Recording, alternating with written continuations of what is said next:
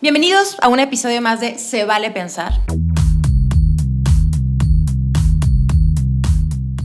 El día de hoy vamos a conocer una forma de pensar muy distinta que nos va a enriquecer dándonos este punto de vista de los verdaderos acusados y de quienes están dentro de los conflictos legales que tanto escuchamos por todos lados.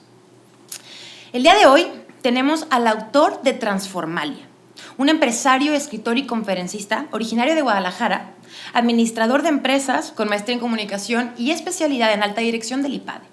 Es autor de la novela El infierno en 12 pasos, una crónica cruda sobre adicciones, reclusorios y la capacidad del ser humano de reconstruirse desde los espacios más oscuros. Él, además de haber fundado Transformalia, que es una causa social que vive no solamente en redes, pero que se extrapola al mundo real, conectando a familias víctimas de obstrucción parental con una red de casi 200 abogados y psicólogos alrededor de la República Mexicana.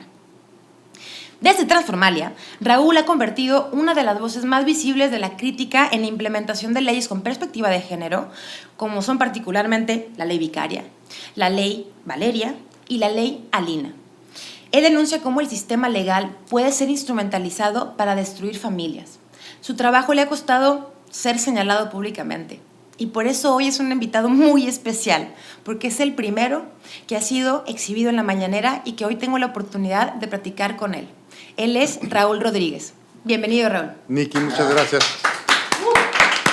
Gracias por el espacio, Niki. Gracias por invitarme aquí. Este contexto de Playa del Carmen es una delicia. Sí, ¿verdad? Sí. Son difíciles para que vengan acá al paseíto a la playa, pero... Hasta cambia el ánimo para platicar esos temas tan densos. A ver, sí, un poquito. El ambiente de vacaciones definitivamente nos hace más a menos. Sí. Esperemos se note en el episodio. Exacto, sí. Aunque definitivamente los temas que tú tratas son de suma trascendencia y muy críticos en los últimos meses en nuestro país. Yo personalmente te conocí hace unos 6 meses, precisamente hablando de estas últimas leyes que han hecho mucho revuelo por el tema de la perspectiva de género y por muchas denuncias públicas, no solo de tu parte, pero hay muchos creadores que han señalado que estas pueden ser utilizadas como forma de abuso, ¿no? Dándoles como una cierta herramienta a las mujeres para poder hacer uso injusto de la ley, curiosamente. Pero como lo que tenemos más fresco es que saliste ahora a principios de mes en la mañanera, yo quiero saber en particular, ¿qué fue lo que hiciste que te llevó a salir allá? No tengo la menor idea, porque fíjate que el video que sacan en la mañanera para cuestionarme ni siquiera hablaba de la ley Valeria. Esa es la puntería que tuvieron, es decir, ponen como ejemplo de que estoy mintiendo y malinformando sobre esta ley cuando ni siquiera yo hablaba de esa ley.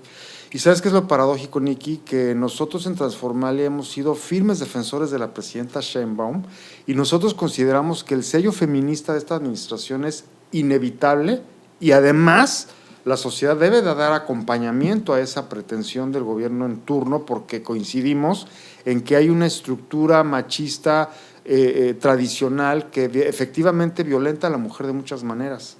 Pero lo que estamos denunciando es el abuso en la interpretación o en la intención de la administración de la presidenta por grupos de extorsionadores de mujeres, abogados, ministerios públicos que se trepan en esa agenda para extorsionar a los varones en la vía pública, como hemos visto en el transporte público de la Ciudad de México, o en los temas del terreno familiar, donde hoy se ha convertido en un supernegocio el que la mujer le diga al marido, no me das la pensión que te pido, te acuso de violación. O en el transporte público, como sacamos ya varios videos donde la gente en los vagones empieza a gritar exasperada a la policía cuando entran a detener a un muchacho que está siendo denunciado por una cosa de este tipo. Dicen, oye, ya basta, siempre nos acusan, hay cámaras, no hizo nada el muchacho, no es cierto, esta señora siempre hace lo mismo. Es decir, yo me pregunto, ¿qué tiene que ver eso con la reivindicación femenina que pretende la administración? Entonces, no está. Ahora, este tema de que estamos infundiendo miedo en la población masculina, los creadores de contenido, pues perdón, falso. Nosotros simplemente estamos sintetizando el miedo que ya existe en la sociedad.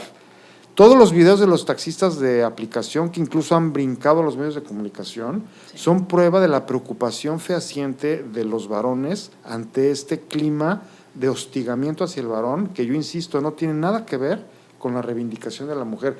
Y yo aprovecho y te agradezco, Nikki, valoro muchísimo que seas mujer y que abras espacio a estos temas, porque nosotros no, yo en lo particular no soy misógino, no pretendo convertir mi espacio en una machósfera, ni pretendo validar los discursos de misoginia. No es un tema de pleito contra la mujer. Al contrario, yo lo que propongo es que no nos dejemos secuestrar por estas agendas polarizantes que buscan ponernos a pelear hombres y mujeres. Unos contra otros. Me parece, o sea, es decir, creo que hay un punto en lo que acabas de comentar donde reconoces que aún existe una cierta opresión estructural para con la mujer que la pone en cierta desventaja, que yo considero que hemos ido disminuyendo conforme el paso de los años. El movimiento ha tenido múltiples victorias. Sin embargo, pareciera que las propuestas de respuesta o de solución por parte del gobierno no han realmente solucionado el problema y que en realidad han creado problemas nuevos, que es este miedo. Fíjate, yo voy a hacer la de abogado del diablo y van a decir, ¿cómo? Yo no creo que es un tema del gobierno de México. A pesar de lo que en las redes nos dice la gente, es un fenómeno global. Tenemos que entender que esto es un problema global.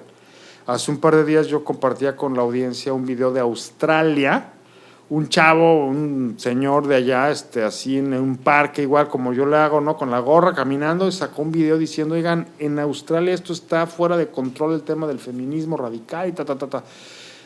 En Europa están igual. Es decir, yo cuando veo eso me ayuda a tener perspectiva de que esto no es un tema de la secretaria o del gobierno, del alcalde o la alcaldesa. Es decir, estamos en un entorno global, cultural, ideológico, que está llevándonos a este terreno de la polémica.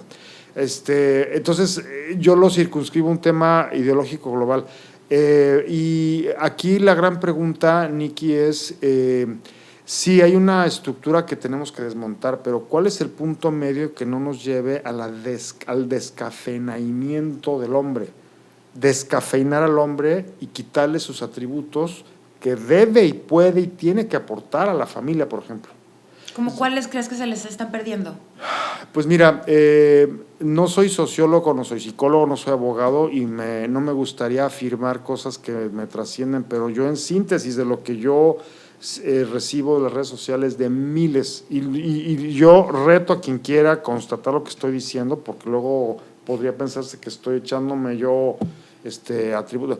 Vean en las redes sociales, si no son miles de personas las que participan en Transformalia, que han compartido y visto nuestros contenidos millones de veces y millones de personas.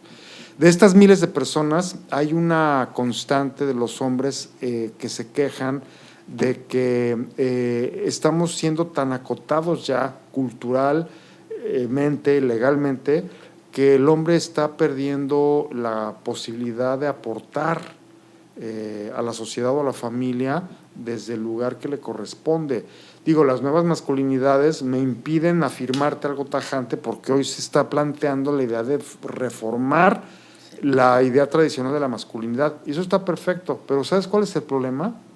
Que no se quiere que el hombre opine al respecto. O sea, hay extremistas que quieren venir a decirle al hombre cómo debe de conducirse hoy en día. Uh-huh. Cuando es un tema en donde pues, el hombre tiene algo que opinar, ¿no? ¿O no?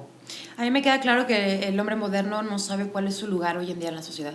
No, sí lo sabemos. El tema es que, o sea, sí lo sabemos. El tema es que se nos ha penalizado, se nos ha judicializado, se nos ha condenado en el cine, en la música, en las leyes, socialmente, culturalmente es un tema de que no, eres macho, eres misógino, eres de la machósfera, el patriarcado, y entonces es como decir, híjole, pues mejor me quedo callado.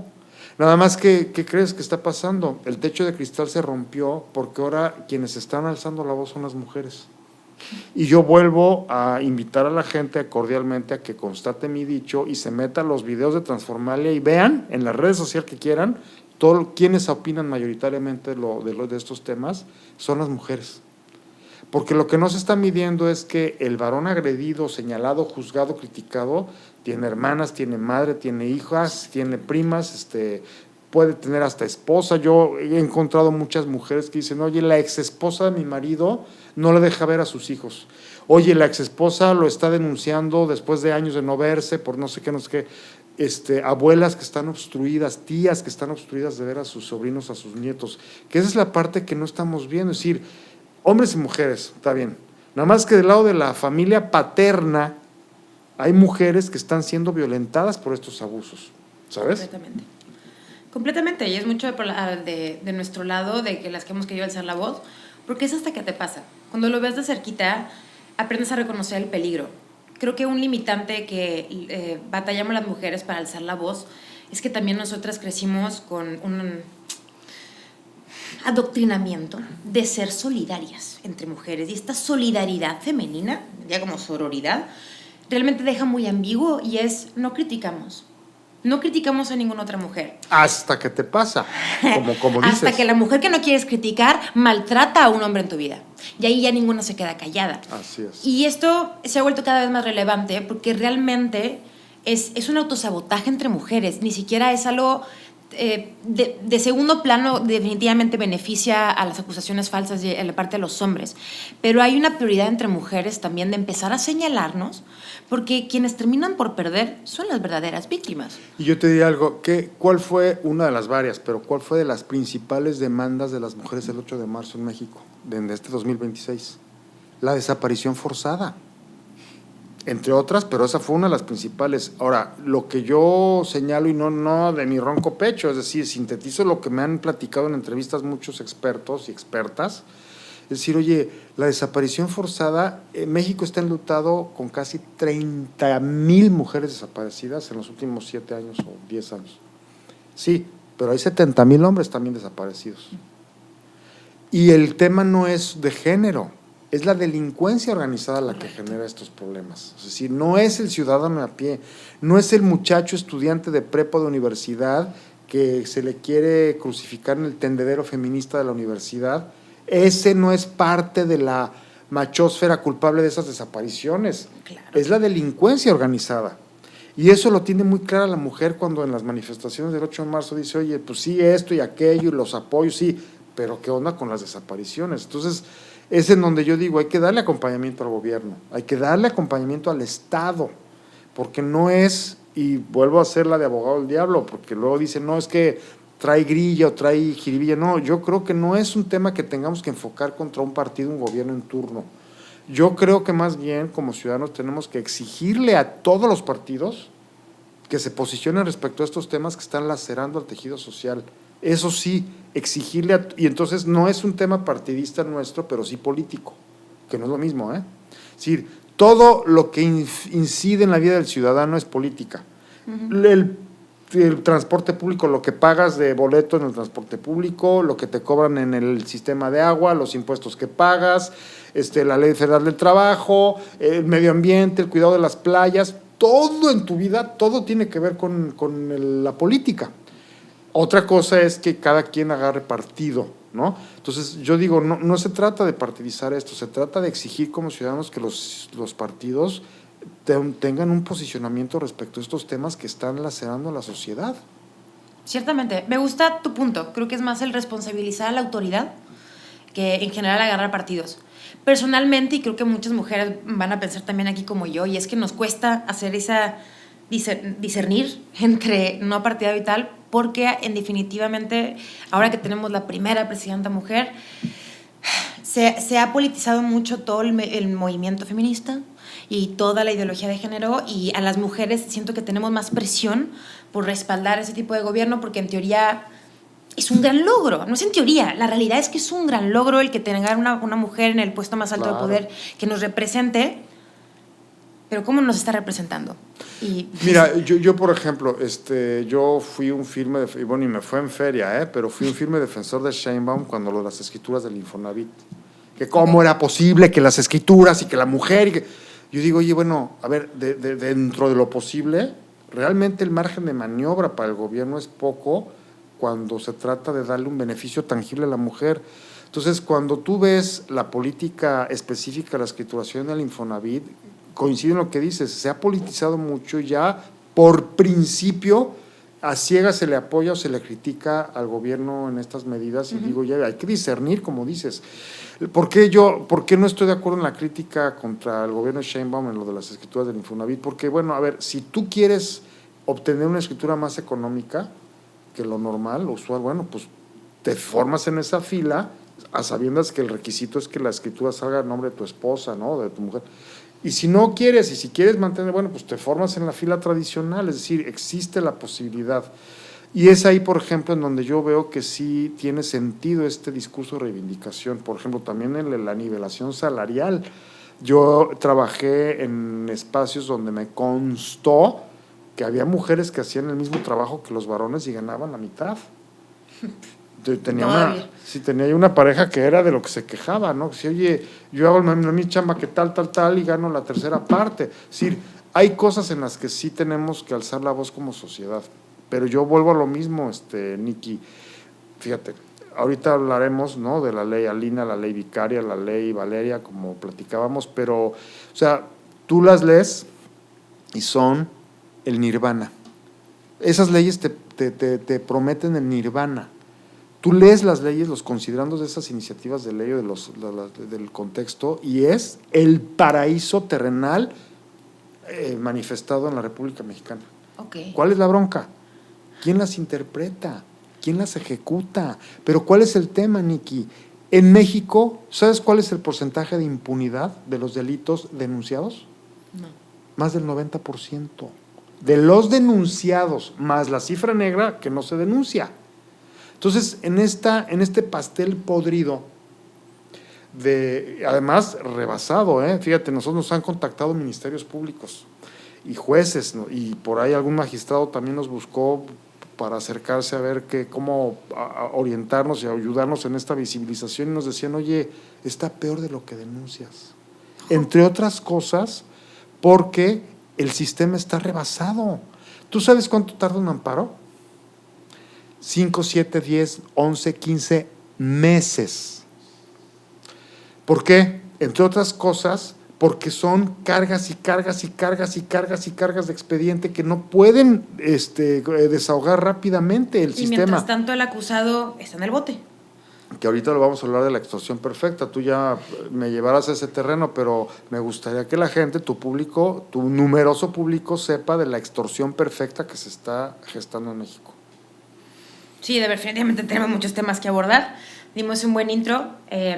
Quisiera, antes de continuar un poquito, Raúl, de darte a conocer un poquito más, porque tu proyecto de Transformalia no inició directamente como una crítica social, sino más bien como un proyecto de crecimiento personal. Y en particular la frase que decías era convertir la soledad en solitud.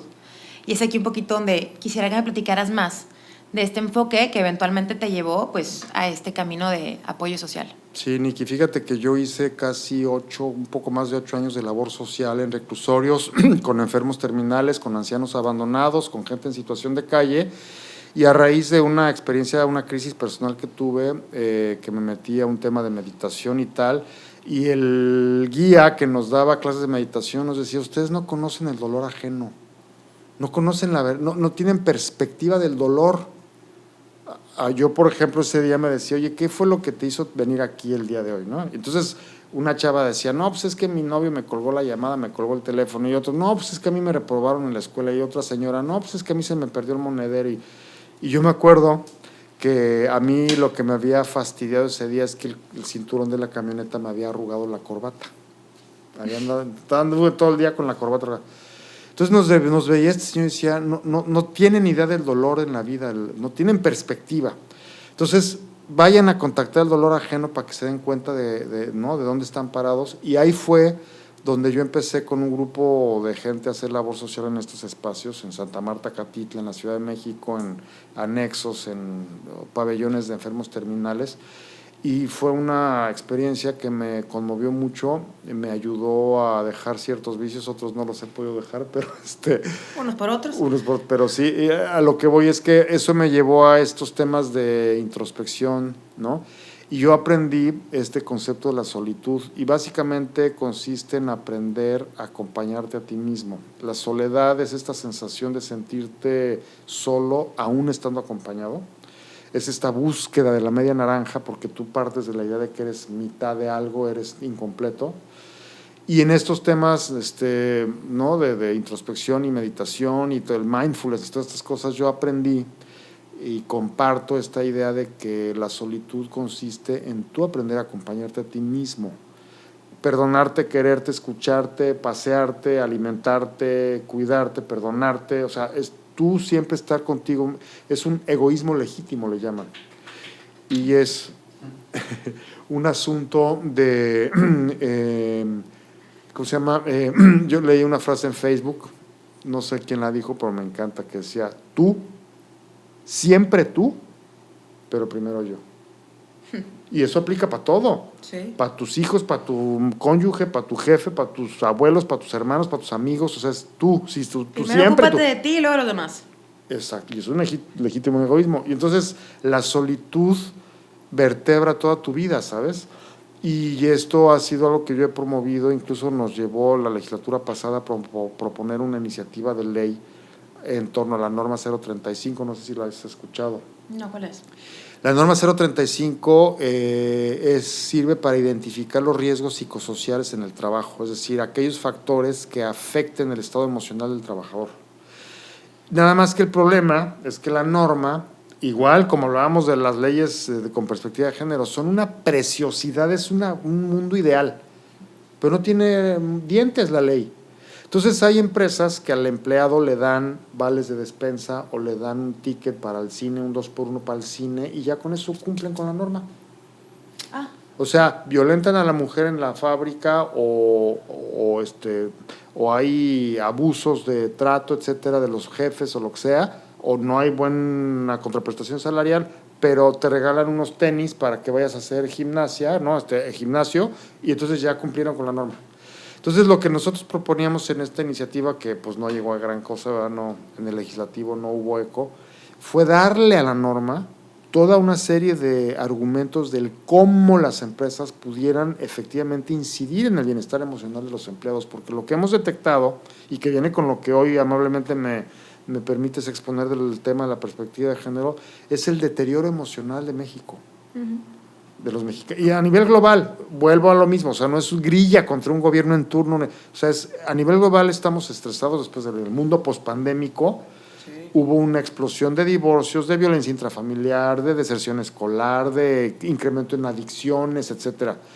Y eso está fuera de control a nivel mundial, o sea, quedó ahí, inatendido. Entonces, bueno, y ahora, a eso le agregas lo que hablábamos de la lucha de géneros, pues, ¿dónde vamos a terminar, no? En la solitud, que tiene mucho que ver, es decir, voltéate a ver a ti. Yo tenía una frase que hablaba cuando hablaba de estos temas en mi anterior, antes de la crítica social, yo decía, el mundo se cambia desde adentro. Uh-huh. El vaso lo puedes ver medio vacío, medio lleno, tú, y es decisión tuya verlo o medio vacío, medio lleno, ¿no? Y ante esta crisis generalizada de valores, como decías tú, ¿no? Que el hombre ya no sabe cuál es su rol o que las mujeres no saben hasta dónde autorregularse o no, etcétera. Todo esto que hablamos, las nuevas generaciones, la generación Z, ¿no? Etcétera. Una de las formas de parar este acelerado deterioro del tejido social a nivel global, pues es la solitud. Es decir, oye, voltéate a ver a ti, como decía Kennedy, no le preguntes al país qué puede hacer por ti, pregúntate tú qué puedes hacer por tu país, ¿no? Sí, utópico. Yo creo que nuestro mayor obstáculo ahorita en gran medida son las redes sociales. Nos ha venido a generar esta fuente de dopamina externa constante y sin fin.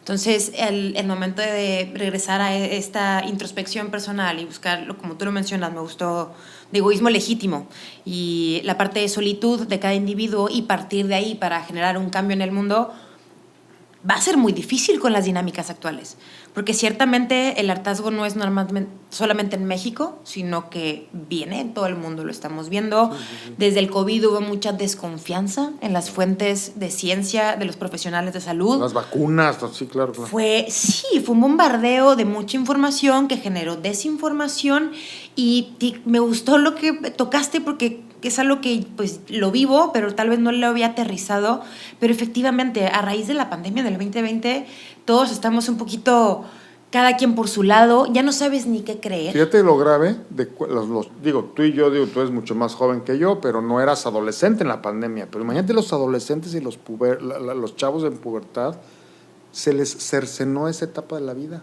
Oh, sí. Tan importante que es para socializar y aprender, se les cercenó. Digo, no es que lo haya ocasionado alguien en particular, las circunstancias les arrebataron la pubertad y la adolescencia, sí, que es en donde uno aprende a socializar más allá de la familia. No, y vamos a ver los efectos, van a ser sumamente interesantes, porque estas generaciones más jóvenes lo que tuvieron que experimentar fue 1 o 2 años de escuela remota. Y si te tocó eso en secundaria, en preparatoria o principios de universidad, donde apenas te estás vinculando y reconociendo a ti mismo tu identidad propia, terrible. Viene a generar un estrago, sin duda alguna, pero simultáneamente también es bien interesante porque estas nuevas generaciones ya se están acostumbrando a comunicarse vía internet. Y nunca va a ser lo mismo el contacto humano. Y todas las personas hasta hoy en día, y más nosotros que hacemos contenido, sabemos que la manera que interactúan los individuos a través de una pantalla a como cuando son en persona es muy distinta. Entonces, a mí sí me intriga el qué va a suceder con estas nuevas generaciones. Yo soy muy positivo, muy optimista. ¿Sabes por qué, Nikki? Porque hay estudios de que las nuevas generaciones, los chavos, los más chavitos, hoy tienen ya bronca con las siguientes generaciones en que ya no... ¿Sabías tú que en Europa, en Francia por lo pronto, empiezan a desaparecer los antros de la vida nocturna porque los chavos ya no consumen alcohol, empiezan a ya no consumir alcohol, uh-huh, y la dinámica de consumo es en casas, es fiestas, sí, fiestas caseras. Es decir, hay un cambio, ¿no? El privilegiar hoy la estabilidad personal, la estabilidad emocional por encima del dinero, por ejemplo. O sea, hay varios factores. Por ejemplo, la permisividad sexual que hubo en los últimos 25 años, también. Esta permisividad sexual, empieza a haber cierto conservadurismo en las tendencias sexuales de los chavos hoy en día, y eso te habla de que están conscientes de una manera quizá un poco nebulosa, pero empiezan a estar conscientes de que están en un terreno muy minado, ¿no? Yo lo que he visto de estadísticas, se vio un estudio muy interesante donde en el 2024 analizaron las tendencias de liberales y conservadurismo en jóvenes de entre 15 y 25 años en Estados Unidos, y era bien interesante porque los hombres se mantenían relativamente estables en esta línea en los últimos 10, 15 años, más del lado conservador, pero extrañamente en las mujeres, y en particular a partir del 2011, se exponencian hasta el extremo liberal. O sea, ahorita lo que está pasando mucho, pareciera que no, nos estamos yendo para lados diferentes. No, hay unos que nos quedamos donde estábamos y los otros se siguen yendo para un lado. Así, esto es lo que está pasando. Entonces, las mujeres están yendo por la parte más liberal. Es algo a mí que me digo, interesante, porque somos las que más tenemos que perder con toda esta supuesta liberación. Sin embargo, también creo que debe de haber una correlación en la parte que mencionábamos al principio del miedo, que ya está reconocido en muchos hombres. Miedo ya hasta una interacción casual con ninguna mujer. Porque si el hecho de que con tal de no pagar un taxi pueden acusar de denuncia falsa, es patético. Es que fíjate, exacto, sí. Ahora, este tema de los servicios de taxi, como los que estás describiendo, es apenas una ventana de las muchísimas que hay en la sociedad, porque eso está videograbado, uh-huh, ¿no? El caso de Lady Uber, que fue el primero de todos estos, el chofer se salvó de no ir a la cárcel, hoy estaría en el reclusorio detenido, prisionero por años, si no hubiera habido ese video que detonó todo esto, la Lady Uber, que ahora se ha generalizado.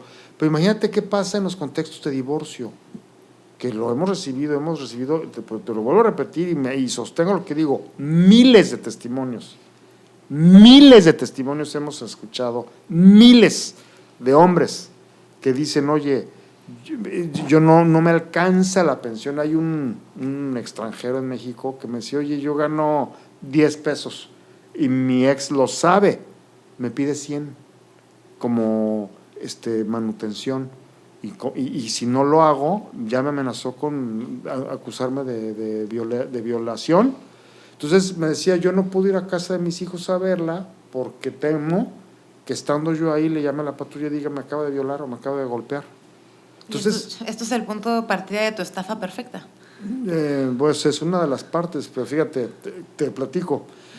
Yo empecé con este tema en Transformalia y un abogado penalista me escribió y me dijo, oye, hay un fenómeno que en el gremio estamos denunciándolo como la extorsión perfecta.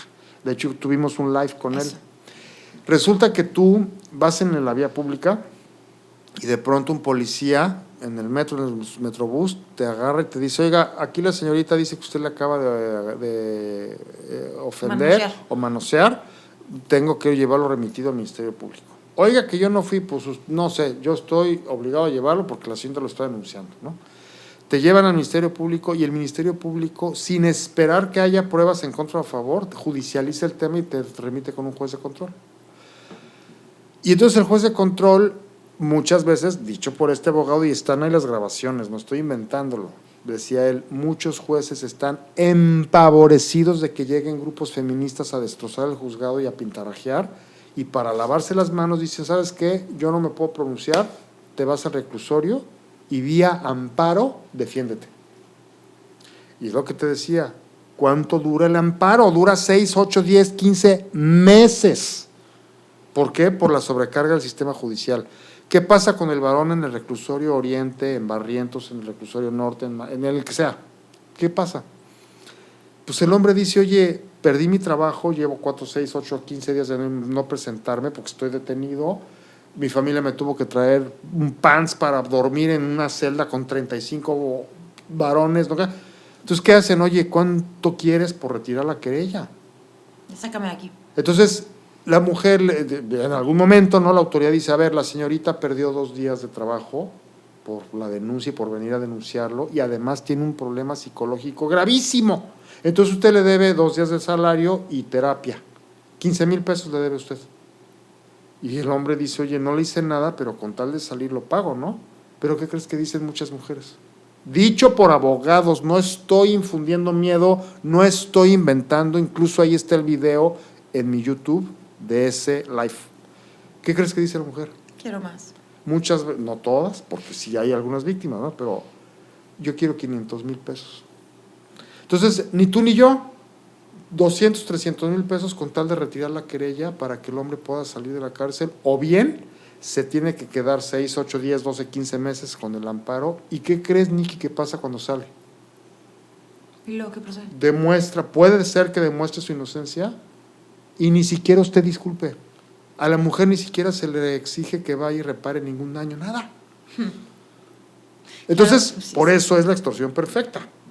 Yo te vuelvo a repetir que tiene que ver eso con la reivindicación femenina. El denunciar eso, ¿qué tiene que ver con la misoginia o la machósfera o el machismo? Absolutamente nada. Y es justamente la línea fina que se tiene que abordar y que las mujeres tenemos que empezar a reconocer. Porque No, lo reconocen, discúlpame. Yo fui al reclusorio Oriente y se viralizó ese video mío cuando anuncié que estaba yo ahí.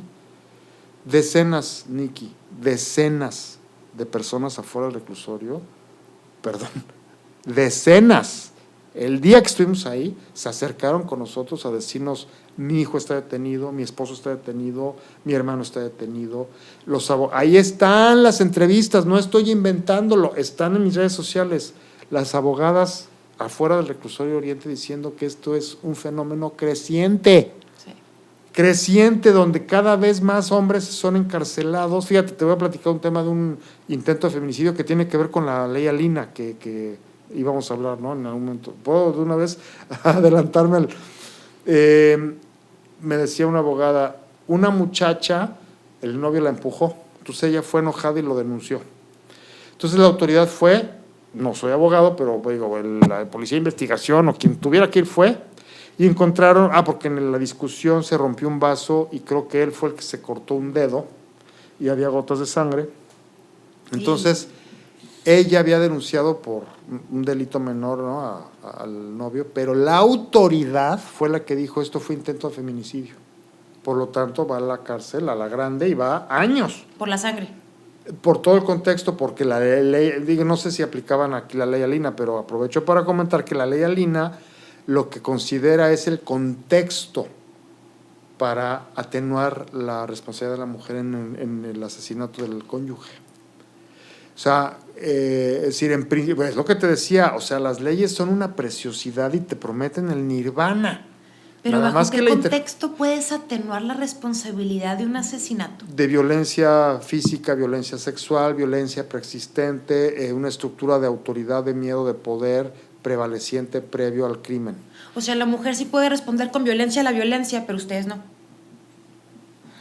No, para quedarnos claro. Pero o sea, a ver, pero fíjate, lo que estamos promoviendo. El tema es que, vuelvo a lo mismo, dice, habrá mujeres que digan, claro, sí, por supuesto, sí, qué bien, que se pueda afinar, ok, sí, claro.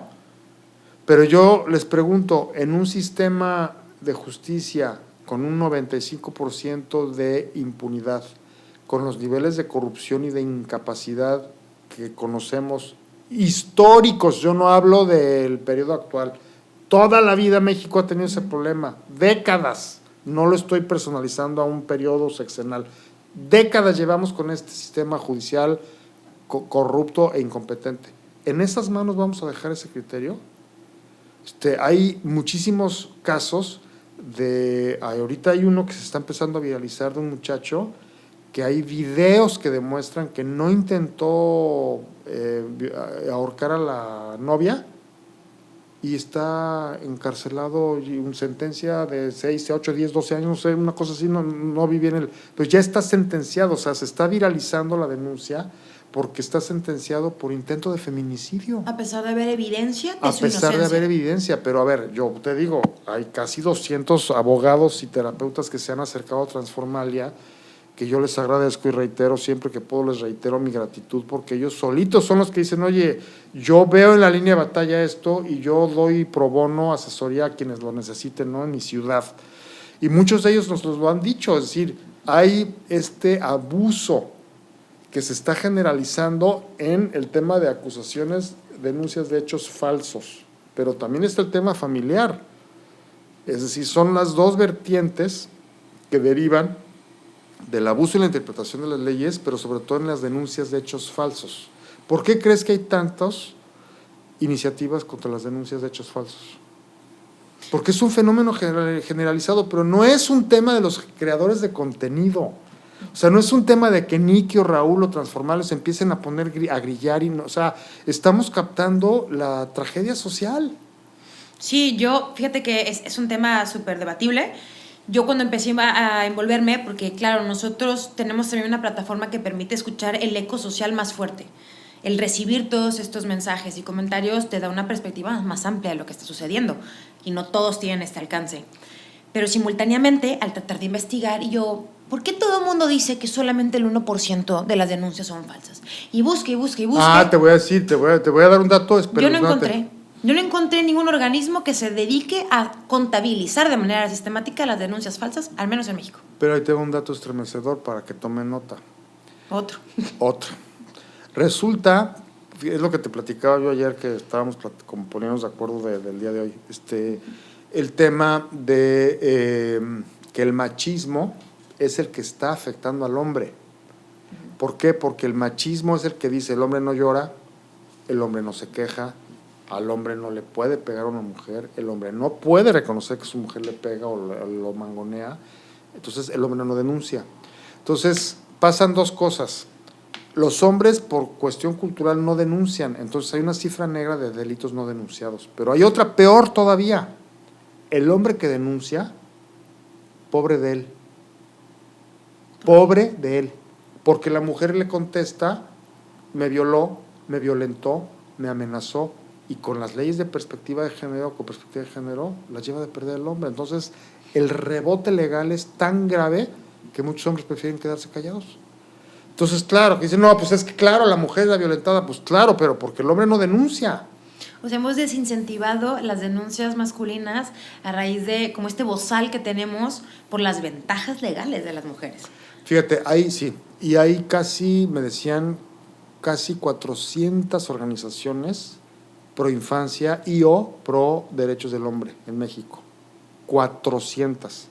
¿Y sabes cuándo empezaron a explotar? En los últimos 6, 10 años. O sea, tiene pocos años que empezó este fenómeno, porque va a la par de este tipo de injusticias. Es decir, por eso yo te decía en un inicio, Niki, a ver, no es un tema contra la mujer, no es un tema de misoginia, no es un tema de machismo, no es un tema de defender el patriarcado, no es un tema de privilegiar al hombre, no es eso.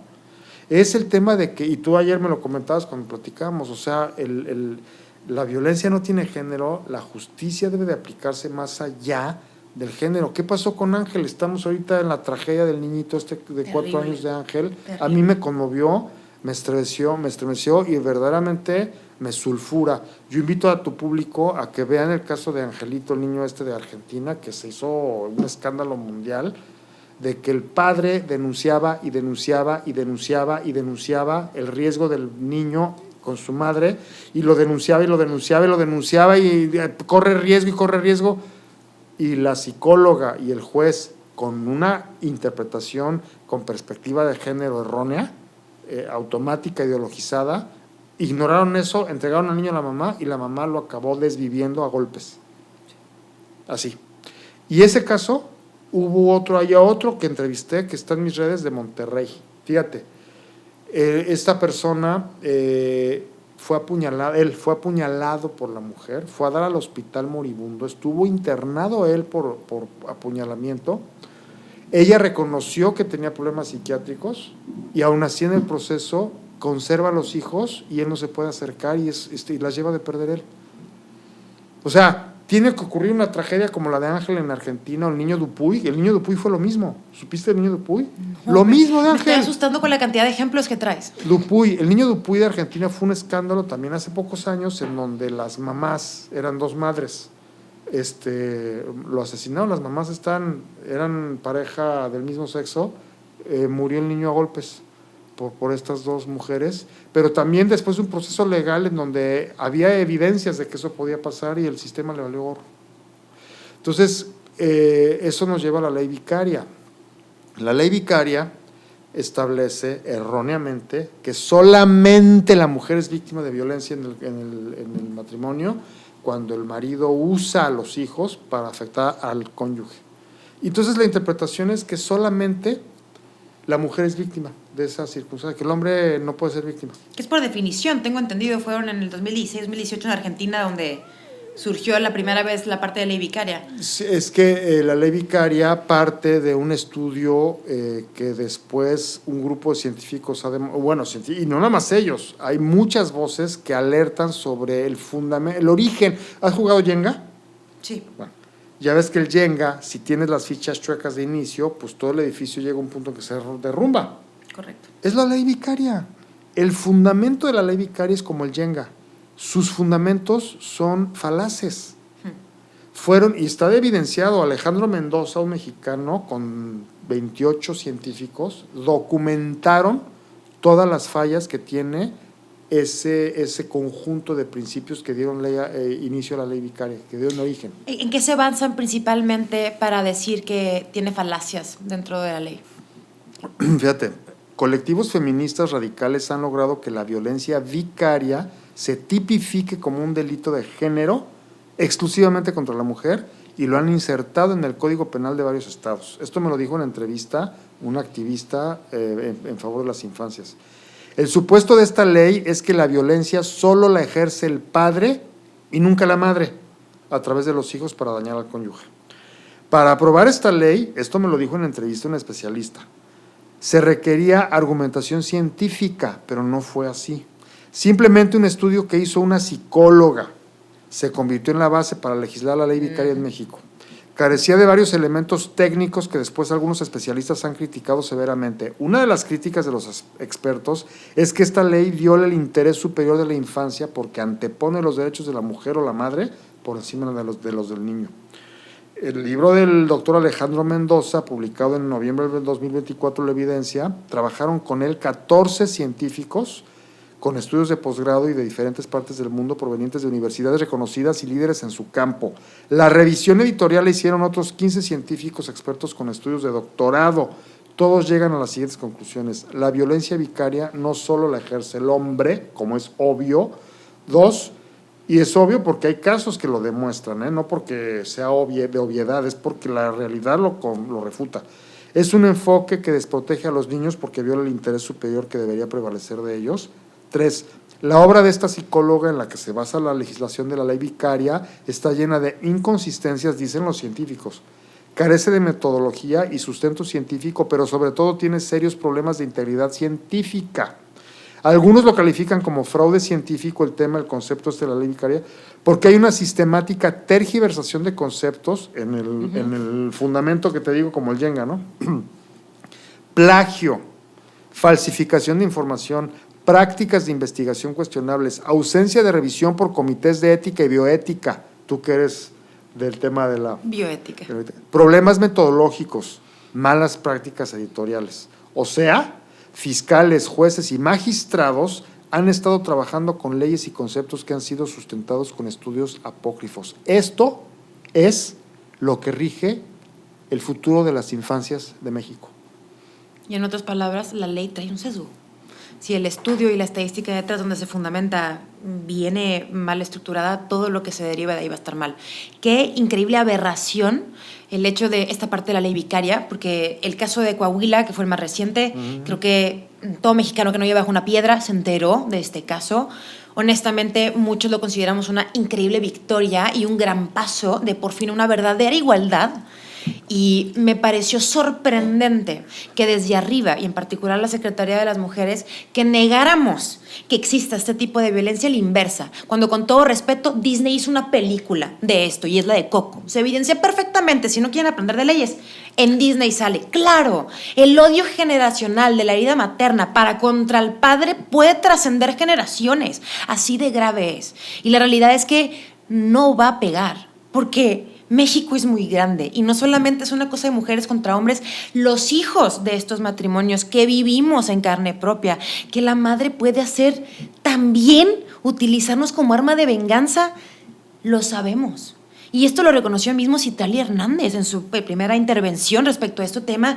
Dijo, aproximadamente el 90% de los casos, según un dato que se inventó, porque no hay ningún lado donde esto esté cuantificado, pero en su versión lo que ella percibe es 90%, y yo, buenísimo, pero ya reconociste que hay un 10% que es al revés.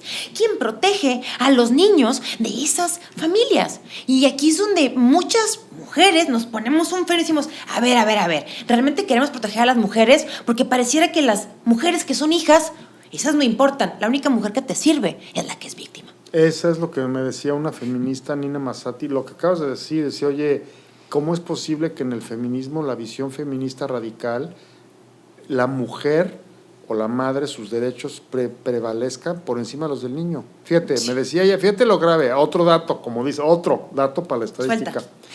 En España, una mujer desvivió a su hijo. ¿Y cuál crees que fue el argumento de la defensa? Que era un suicidio extendido. Y que por lo tanto, o sea, la visión era que era propiedad de ella esa persona, y que en realidad había sido un intento de suicidio de sí misma a través de interpósita persona, y no era un atenuante, pretendían que con ese argumento saliera de la cárcel. Entonces, Nina Massati, les recomiendo mucho sus libros, es mujer, así como tú, que a mí me encanta porque es pro mujer, pero antifeminista. Y ella en sus libros y en las entrevistas que están en las redes de Transformalia, pueden verlo, ella argumenta este tipo de cosas, de que dice, oye, a ver, ¿cómo es posible que haya una visión en donde prevalezca el derecho de la madre o de la mujer, per se, por encima del interés superior de las infancias? Uh-huh. O sea, yo entiendo que hay que reivindicar, insisto, claro, por supuesto que hay una estructura tradicional a nivel global, machista, sí, está perfecto, sí, claro, sí. Pero si partimos bajo una lógica absurda de pasar por encima de los hijos o triturar al varón con tal de lograr esa reivindicación, pues no va a caminar. Te tengo noticias, la sociedad no lo va a permitir.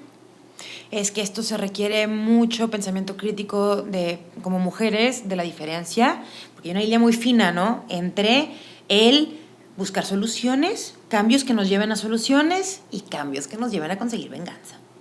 Porque están muy cerquita uno de otro. Y como tú decías, las leyes parecen paradisíacas, que nos representan un mundo que funcionaría con ganas. en la práctica, ser mujer y la convivencia entre mujeres sabemos que es utópico, que habemos quienes, y no es que seas una mala persona, pero en ciertas etapas de tu vida pudo haber sido un ex, pudo haber sido el papá de tus hijas que nunca superaste. Es que son temas personales que empezamos ya a tener este apoyo del gobierno y se hacen más grandes, y cuando todo el mundo a tu alrededor te da la razón, ni siquiera te cuestionas de que por quién se está beneficiando de eso, ¿no? Y realmente somos conejillos de indias, somos una herramienta más para, pues, una agenda donde yo sí siento que hay un beneficio económico de todas estas secretarías de las mujeres que hay ahorita de reconocimiento, de igualdad, así como empieza a haber un contrapeso ahora de reconocimiento de las infancias y Fíjate, de hombres. me decía en una entrevista a Alex Flores, que ustedes seguramente conocen, generador de contenidos, que me aprecio en haber ya colaborado con él en muchos espacios, me decía algo terrible que va con lo que acabas de decir.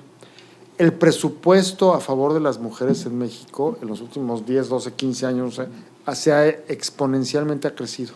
Cada año se lava la cara el legislativo aprobando incrementos sustanciales. Antes de este sexenio todavía, antes del sello feminista. Uh-huh. ¿Y qué ha mejorado? ¿Y los resultados? Porque el problema nada más parece seguir creciendo. Es ahí donde tenemos que cuestionarnos, o sea, tiene que haber un poquito de evidencia de la incongruencia. Nada más que yo te diría algo y ahí sí yo reparto responsabilidades. ¿Qué hace la sociedad al respecto? Porque, es decir, la gente se conforma con dar like o mentar madres, decir, sí, claro, sí, por supuesto, sí, yo estoy de acuerdo, ¿cómo es posible? Sí, pero ¿qué haces tú? O sea, cuestionas a tus candidatos a diputados, a senadores, a legisladores, te interesas en ver qué partidos apoyan o no apoyan este tipo de iniciativas. Es que es bien irreflexivo. Hay un sesgo cultural en donde a favor de la mujer, sí, claro, a favor, claro, por supuesto, sí, claro, pero oye, pero las letras chiquitas que dicen. Hay un tema que es el daño colateral. Tú has oído, ahora en Irán, supieron que en Irán hubo un bombardeo de Estados Unidos que mató a 100 y pico después niñas. De haber dicho el cese al fuego, sí. No, cuando arrancó esta bronca, que mataron a niñas en un jardín de niños. Sí, también los primeros. Daños colaterales. No, pues es que se nos fue de lado la bomba. Bueno, es lo que está pasando con este tipo de disposiciones que muchas veces el diputado, el regidor o el alcalde o el gobernador, la gobernadora se presentan, dicen, acabamos de autorizar y de votar a favor de las mujeres. Padrísimo. Y el daño colateral que ocasionan esas legislaciones porosas, ¿dónde queda? Sí, y lo estamos viendo en las aplicaciones de taxi. Sí, oye, ¿tú sabes la ley Valeria de dónde viene? De una mujer en Monterrey que fue de tu tierra, que fue acosada años por creo que un ex estudiante, un ex alumno, algo así, creo que era maestra, pero ella fue violentada por un varón que le estuvo acose y se la personaba en su casa y la perseguía en el súper, o así, cosas de ese tipo, ¿no?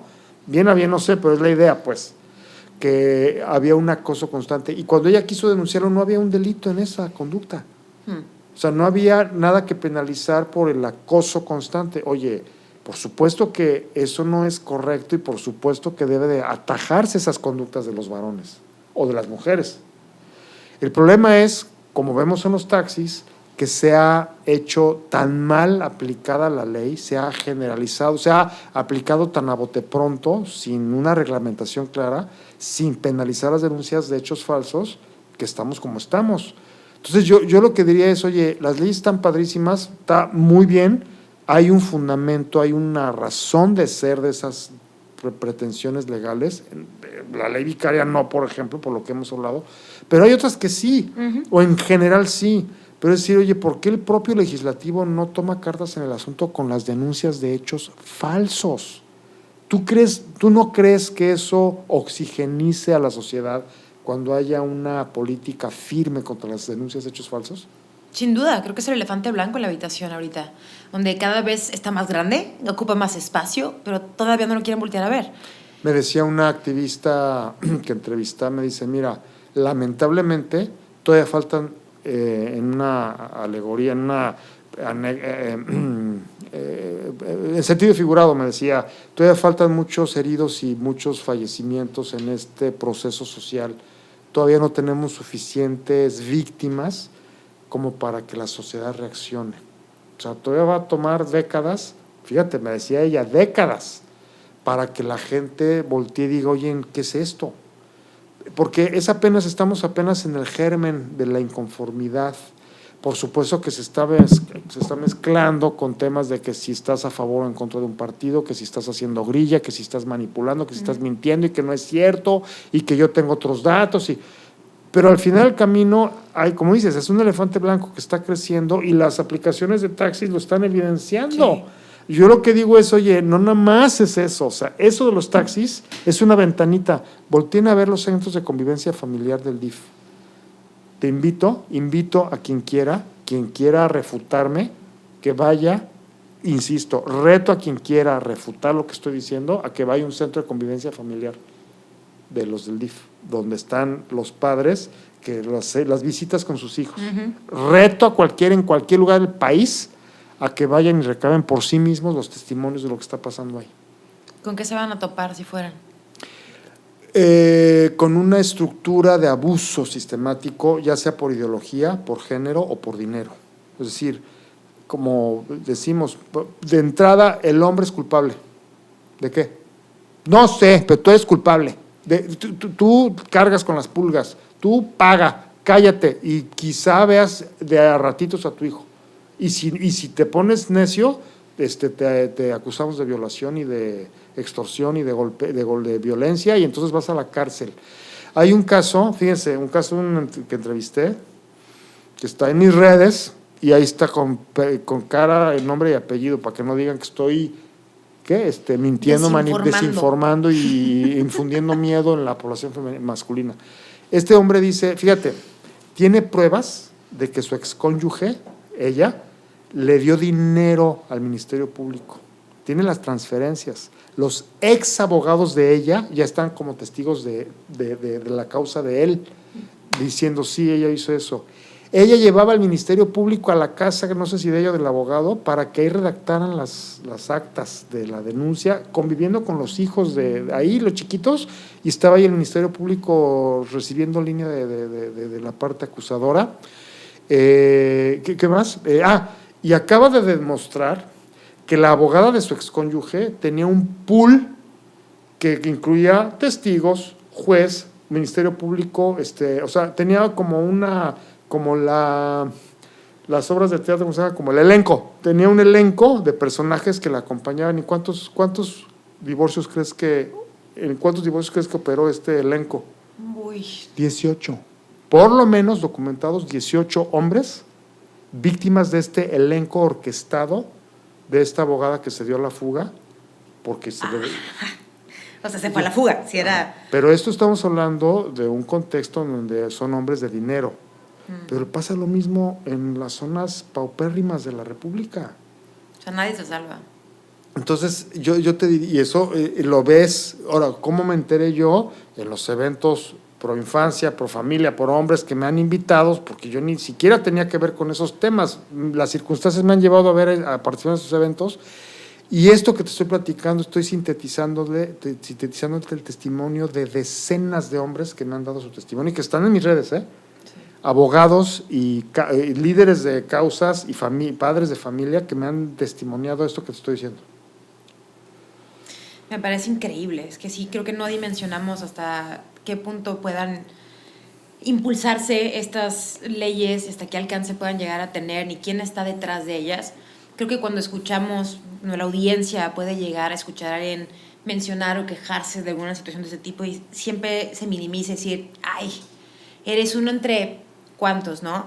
Y tristemente, la respuesta de la mayoría de las mujeres es a ver qué opinas tú de esta frase, porque sé que es muy popular, respecto a la parte de denuncias falsas, las mujeres siempre son, prefiero un hombre injustamente en la cárcel que una sola víctima mujer a la cual no me le creen. Este es el posicionamiento. Hasta mujeres, ninguna, hombres, Hasta que no les toque.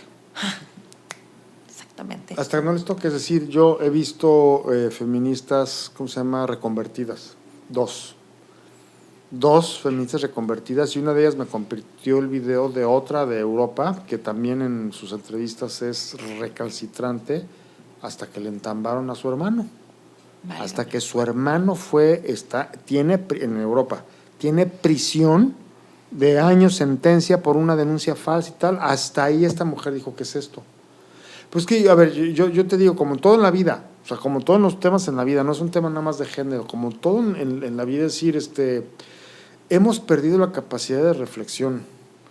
Ahorita hablabas tú de las redes sociales, todo. Hay un fenómeno, un movimiento que se llama Slow Media, no sé si lo has leído o lo has escuchado. Sí, lo he leído. Slow Media, que es como una dieta de carbohidratos que te dicen, oye, bájale al carbohidrato para bajar panza. Te dicen, bájale al consumo de redes sociales, bájale.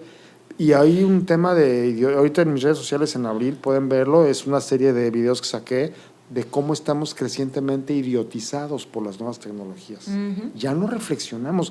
Hay una autora que compartí sus videos que decía que Netflix repite las tramas dentro de la... Sí, ¿pero por qué crees? Porque la gente no tiene raciocinio, ya no estamos reteniendo, no entendemos, o sea, estamos viviendo tan en la superficialidad que no profundizamos ya en nada. Cierto. Entonces, si yo soy misógino, si yo soy machista, solamente consumo temas que revaliden mi discurso. Correcto. Si yo soy feminista, solo consumo lo que me valida mi argumento feminista. ¿Y dónde queda la verdad? No, y esto es un fenómeno que tal vez muchos todavía no se enteran, padres de familia en particular, se le llama echo chambers, como cámaras de eco, que es particularmente el algoritmo. Efectivamente, todos lo hemos sentido cuando de repente te sale una receta o algún tema muy peculiar que le diste like y de repente de los siguientes 10 videos, 8 fueron de eso. Sí, entonces, sí. El algoritmo te perfila y te posiciona en el contenido que sabe que más te va a ganchar. Y desafortunadamente, si tienes 15, 20 años y te identificaste con la marcha del 8M, le diste me gusta a unas publicaciones y los siguientes 2, 3 días, una semana, y si le sigues dando me gusta, te van a seguir apareciendo totalmente una línea de contenido afín. ¿No acaban de mandar en Estados Unidos a una red por generar adicción? También sí. Creo que a Facebook lo perdió el juicio porque está diseñado el algoritmo para generar adicción. Efectivamente, siento que en sí la plataforma en sí misma, su funcionamiento es adictivo. Yo te diría, no, pues sí, pero también es el tema de la solitud. O sea, oye, también hazte responsable tú de ti mismo. La responsabilidad personal y en qué momento somos adultos con agencia. Exacto, y de los hijos. También. O sea, dices, oye, pues sí, esto está desbocado, pues sí, pero ¿qué vas a hacer tú contigo y con tu familia, no? Pues como para que esto no se siga desbordando, ¿no? Es muy difícil, pero partimos a un fenómeno que sucede en muchos temas ahorita actuales, que es mucho más fácil responsabilizar un factor externo que hacernos responsables de lo que está pasando y decir, tú, Facebook, es tu culpa, porque tú estás diseñado para que yo me haga adicto. Claro, exacto. No, pues y el alcohol no está diseñado para que te ganches con él. Así y el tabaco y todo, y como quiera lo tienes, y con eso sí te controlas, pero con este no. Sí, es parte de una mentalidad victimista donde pareciera que estamos empoderando a las personas falsamente, diciéndoles que son víctimas, que sucede mucho también con el feminismo, pero en cosas tan cotidianas como redes sociales, decir, no, es culpa de Meta y de toda su empresa que me están haciendo a mí adicto a esto. Y lo que genera son personas con falta de carácter. No puedes salir adelante si toda la responsabilidad de todo lo que te pasa en tu vida es culpa de alguien más. Entonces, ¿tú qué eres? Tú eres solo un personaje secundario en la película que es tu vida. Sí, es como mucha gente le apuesta al libre mercado y al capitalismo y a ser, ¿cómo se llama?, emprendedor, pero en lo demás en su vida, en cuestión de principios, de límites, de valores, de sociedad, no quieren asumir responsabilidad, no quieren asumir ese liderazgo que sí lo asumen en su vida económica, ¿no? Pues oye, no, pues la libertad de expresión o el libre albedrío, en fin, todo esto también implica responsabilidad, no nomás derechos, ¿no? Entonces, vamos como por lo básico, que es, además de las denuncias falsas que ya tocamos ahorita, que abordamos, quisiera retomar la parte de obstrucción parental, que también es mucho la temática que abordas. En términos prácticos, ¿qué es? ¿Cómo se vive? ¿Y por qué es importante que tanto mujeres como hombres nos involucremos en este tema? Mira, en términos prácticos y por sentido común, obstrucción parental es impedirle a un padre o madre, a un progenitor, contactar o paternar o maternar con su heredero, ¿no? Obviamente muchas mujeres violentadas, históricamente muchas mujeres fueron violentadas con este tema de que el marido, el papá, que era el de la lana, le impedía ver a los hijos a la mujer. Entonces venimos, vuelvo a lo mismo, de un contexto en donde hay una justificación, hay una razón justificada de por qué las leyes hoy buscan la igualdad sustantiva. Igualdad sustantiva significa que la desventaja de un grupo, o sea, LGBTQI+, o indígenas, o discapacitados, o mujeres, o sea, la igualdad acabe siendo lograda en términos reales, ¿no? Entonces, la igualdad sustantiva pretende que hoy, en términos generales, insisto, la mujer tenga igualdad de circunstancias en un divorcio, ¿no?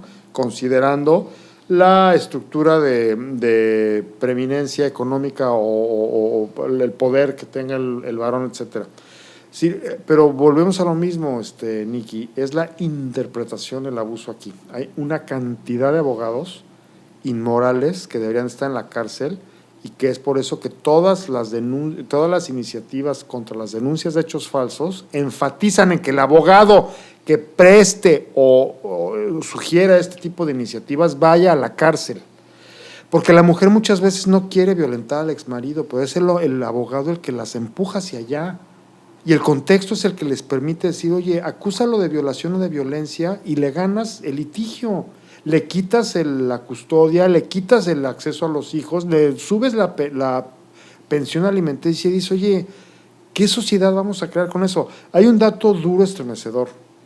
Hay evidencias científicas, estudios, perdón, bueno, no sé si científicas, me retiro el calificativo, pues, pero sí hay evidencias, estudios que dicen que las familias monoparentales, donde solo hay padre o solo hay madre, los hijos, el riesgo de adicción y de delincuencia crecen geométricamente.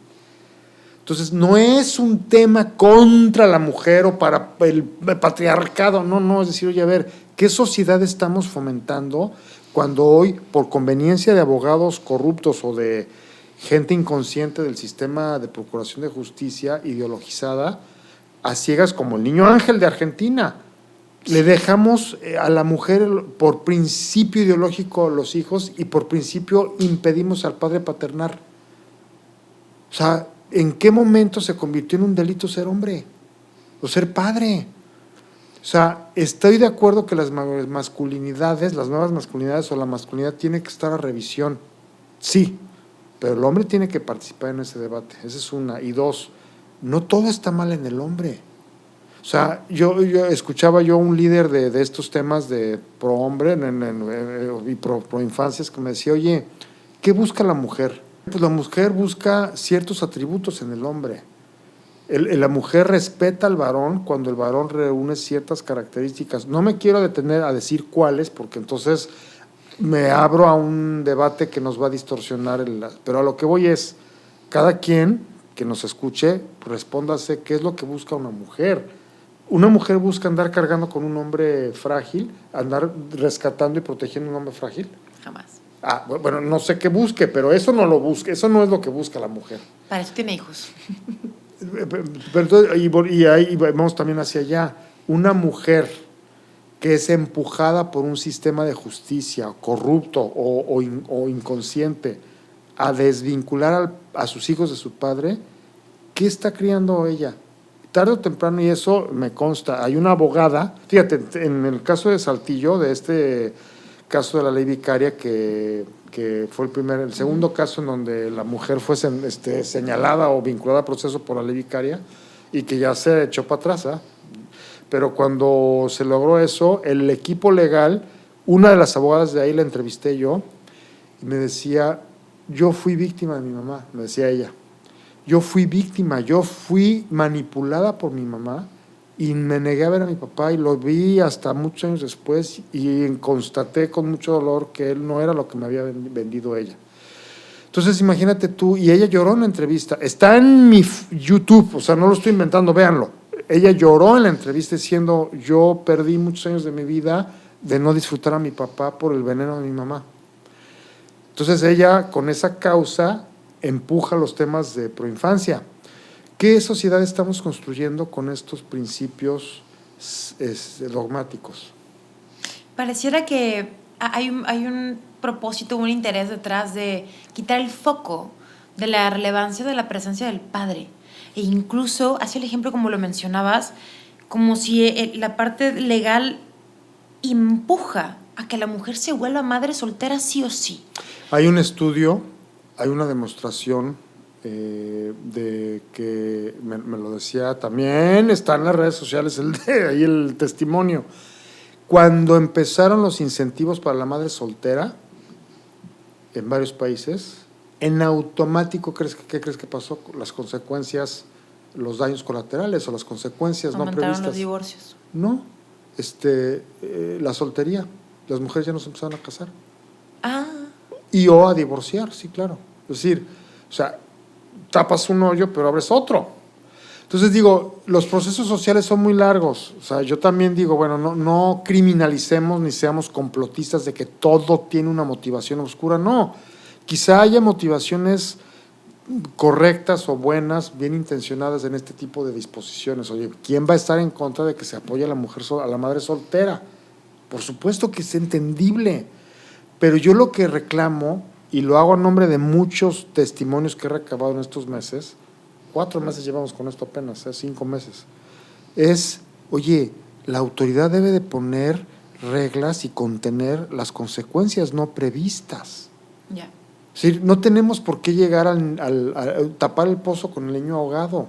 Es decir, ¿por qué tenemos que esperar a que haya tragedias familiares o de infancias como el niño Ángel o el niño Dupuy o de la mujer que desvivió a su hijo en España que te decía, ¿no? Que, ¿por qué tenemos que llegar a esos extremos para que la autoridad diga, a ver, la ley está bien, pero hay que corregir o agregarle añadidos que contengan estos daños colaterales? Y es en donde yo, a nombre de muchísimas personas y como muchos otros generadores de contenido y muchos abogados, especialistas y líderes de causa, decimos que las denuncias de hechos falsos tienen que ser castigadas severamente, trátese de quien se trate.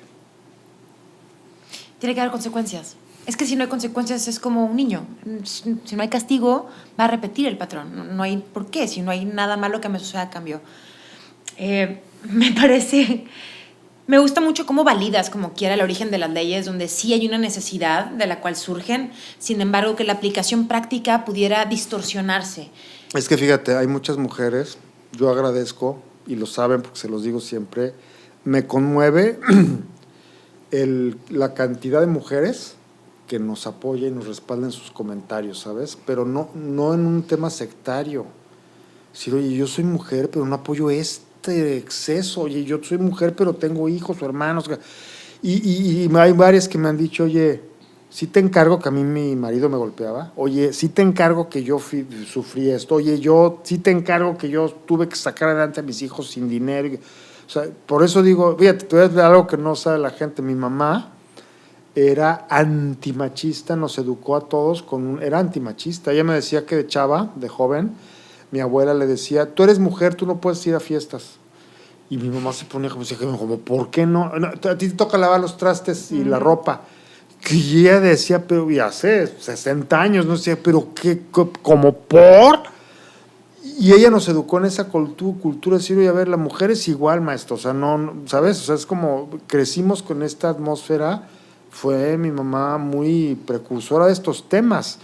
Yo lo que voy con esto es que sí tenemos que estar claros en que hay una realidad cultural que violenta a muchas mujeres, ¿no? Pero yo insisto, ¿por qué vas a culpar a un chavo de prepa? Te voy a platicar un caso que me demolió en enero. ¿Por qué vas a culpar a un muchacho de 17, 18 años por todo lo que hicieron los fenicios, los egipcios, los griegos y en el porfiriato y lo que ocurrió hace 70 años? Y que en el tendedero feminista le desbarates la vida como una venganza por la deuda histórica del género masculino. Que dice, oye, espérate, no.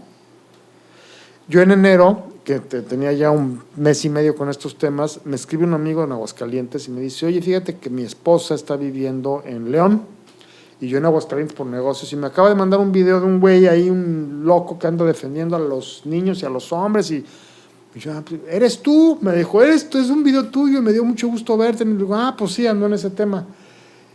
Y este amigo se quebró y me dijo, mi esposa me lo mandó porque estamos muy atentos al tema, porque le desbarataron la vida a mi hijo en la Universidad en León, Guanajuato. tronó con la novia lo denunció en el tendedero y en la página, la fanpage de no sé qué. El famoso tendedero. Lo corrieron del grupo del equipo de americano, los amigos lo sacaron de los grupos de chats, la universidad le dijo, oye, donde esto se demuestre y tal, te vas, y era el último semestre de la carrera. Híjole. Fue boletinado, no pudo conseguir chamba en León, se tuvo que ir a Aguascalientes.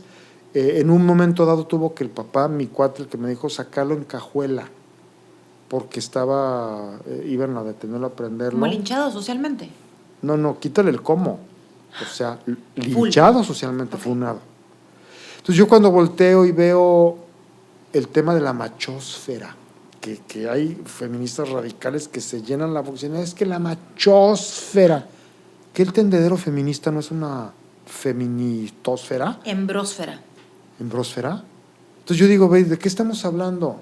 ¿Estamos hablando de igualdad o de venganza de un tema personal contra la vida? Mira, ¿Con qué derecho desbaratan la vida de este muchacho? Está toda la familia atemorizada por la experiencia. Tenía 2 años que pasó eso, ¿eh? Y a la fecha, la familia atemorizada, claro, porque en cualquier momento se puede reactivar la denuncia de esta muchacha. Sí. Sin pruebas. Es que, a ver, hay que reconocer que aquí las mujeres estamos fallando, en el sentido en que no queremos ver, porque ya está en video público y de varios casos donde hay algunas de nosotras que están siendo prepotentes con estas leyes. De eso vienen todos los choferes de viajes de aplicación, etcétera.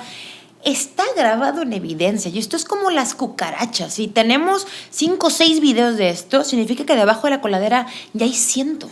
Sí, pues. Te lo dice la bióloga, por supuesto. O sea, porque ¿cuál es la probabilidad de que te grabes en video el momento tal cual donde quieran utilizar en tu contra y de forma prepotente? No está justificable. Pero ahí te voy a agregar algo peor. Cuando hay videos, de todas formas al hombre no se le escucha en los procesos legales. Eso es terrible. Lo que te acabo de decir, un muchacho que se está viralizando, que hay pruebas de que, bueno, que te digo de Monterrey, que lo apuñaló la mujer y ella reconoció, creo que, no sé si, ahí estaba en la entrevista, no la recuerdo, pero me decía él, no sé si antes o después de apuñalarlo fue a dar al psiquiátrico ella, se internó. Con todas esas evidencias, de todas formas, eso no dejan ver a sus significa que era una hijos. mujer sana, porque se dio cuenta del daño que causó. Pero el tema es que legalmente esas pruebas del apuñalamiento, de la hospitalización y del internamiento psiquiátrico no le están ayudando a él en su proceso. O sea, entonces parecería que son varias perspectivas de abordaje. Por un lado puede ser aproximaciones sucesivas, es decir, sí, la mujer es responsable por omisión, pero también el hombre. Porque los hombres estamos en este tema de, híjole, sí, no, pues sí, ya hoy es tiempo de mujeres. Pues sí, pero pues también tú defiende lo que sí tengas que defender de ti, mano, ¿no? La autoridad es omisa también. Es decir, ¿cómo es posible? Hay voces incipientes, pero ya hay por ahí un juez, un magistrado, algún diputado, alguna senadora que están levantando la voz contra las denuncias de hechos falsos. Pero ¿por qué el sistema político en su conjunto no reacciona a esto? ¿Te atreverías a decir que de cierto modo, viéndolo así, ¿no? Donde tenemos una sumatoria desde la parte de la mujer, pero también desde los abogados, jueces y magistrados, toda esta estructura que funciona como un sistema que pareciera estar oprimiendo a los hombres? Pero es a nivel global. Mira, yo sí creo que hay también, de alguna manera, en algunos aspectos hay intenciones ideológicas, conspiranoicas, pero también creo que es mucho de valemadrismo de la gente, ¿eh? O sea, diferencia. También, sí, también creo que hay mucho de eso. A mí, fíjate, me decía un entrevistado, del 100% de la gente que ve tus contenidos, como creador de contenidos, solo el 10% le da like o dislike. Y de ese 10%, solo el 10% comenta. Y de ese 10%, solo el 10% participa en la banqueta. Entonces, de 1 millón de personas solamente van, ¿qué? 10,000.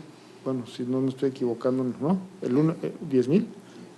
No, el 1% de 1 millón. Pues de 1,000,000 se van a 100 y de 100 te vas Sí, el 10,000, ¿no?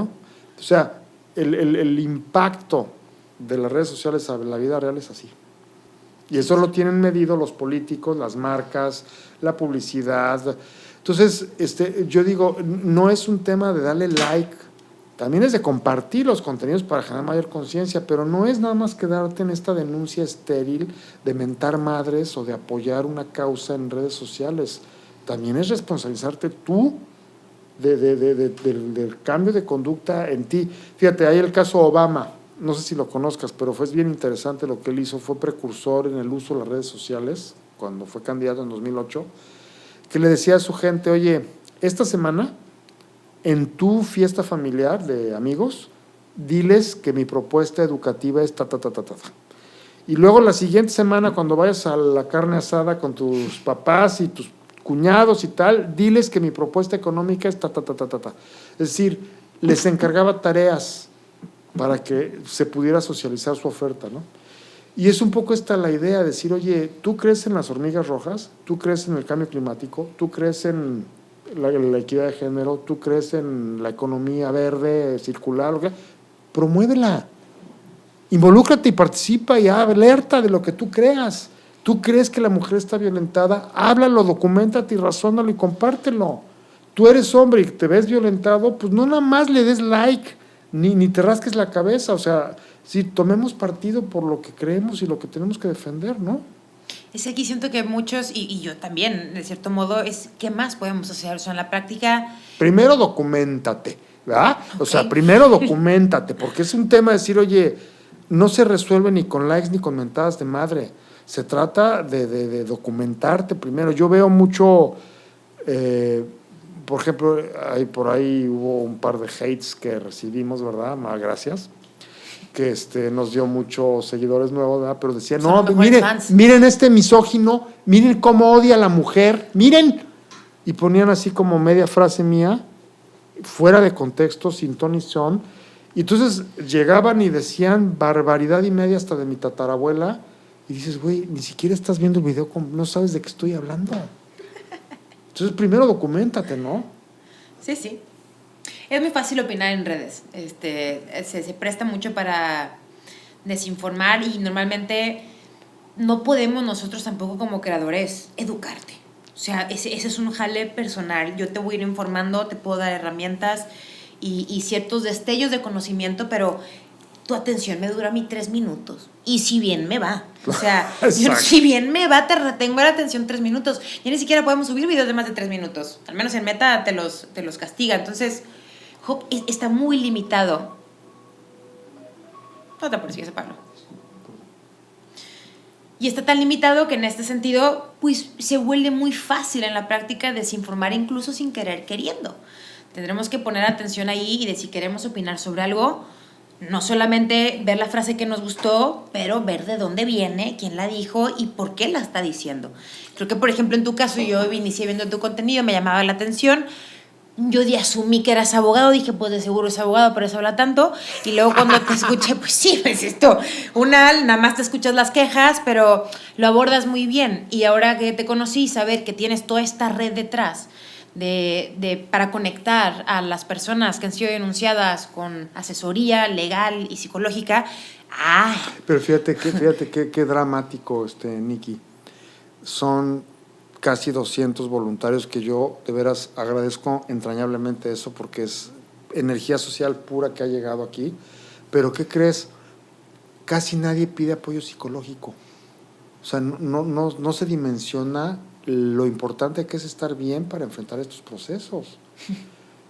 Oye, ¿necesitas terapeuta? No, sí, el abogado. Tú pásame el abogado, el penalista. Oye, pero yo creo que un terapeuta también. No, eso es lo que no. Y dices, híjole, creo que para poder enfrentar un proceso sanamente tienes que estar bien tú primero. Claro. Y entonces, digamos, de 100 personas que nos piden referencia profesional, 98 son abogados y solo 2 o 3 piden el contacto con algún terapeuta. Y eso yo creo que habla de que no estamos entendiendo tampoco dónde estamos parados. O sea, tú primero tienes que fortalecer. Es como, mira, ¿qué pasa en el avión? Cuando te dicen de la mascarilla, ¿qué te dicen? Primero póngasela a usted y después a su acompañante, si es menor de edad o tal. O sea, primero tienes que estar bien tú para poder después enfrentar, ¿no?, las otras cosas. Y lamentablemente la gente no lo ve así. Es que no sé si solamente que no lo vean así, pero también mencionabas también que el machismo afecta ahorita mucho a los hombres y parte de esto es el tabú de que la terapia psicológica es para mujeres loquitas, histéricas, o sea, es para nosotras las histéricas. Poco a poco creo que se va cambiando la vara, ¿no? A asimilarlo un poquito más, pero... Decía una amiga, la gente verdaderamente peligrosa no es la que va a terapia, es la que no va a terapia, ¿no? Están Vayan a fuera terapia, por favor. No con psicólogas feministas nada más. Eso, para de que se vuelve otro tema, ¿no? Pero... Oye, que hay un fenómeno también terrible en eso, ¿eh? Ha habido denuncias de psicólogos y psicólogas que traen una escuela, una visión que induce conductas en sus pacientes que dices... Sí.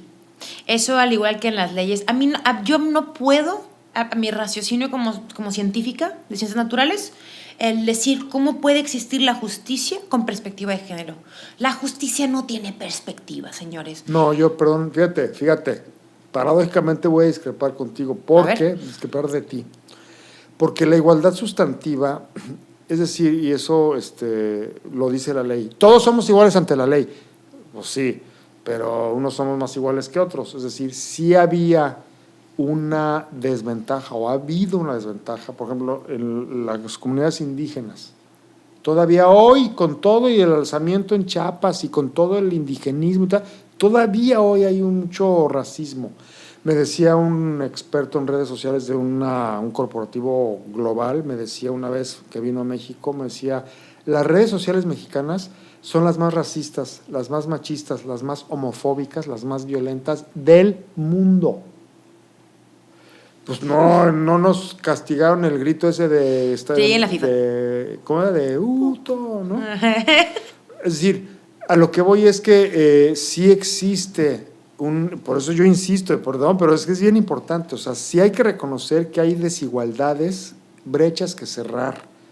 Entonces, yo creo que sí, los indígenas, la comunidad LGBTQ, fíjate, me decía un activista LGBTQ y más, que por cierto voy pronto a abordar ese otro elefante blanco, en la Constitución están representados ya casi todas las minorías, menos la comunidad LGBTQ y más, y menos los hombres. En términos generales, no sé si conozcan ustedes a Cristian Montenegro, que se hizo viral porque cambió de género.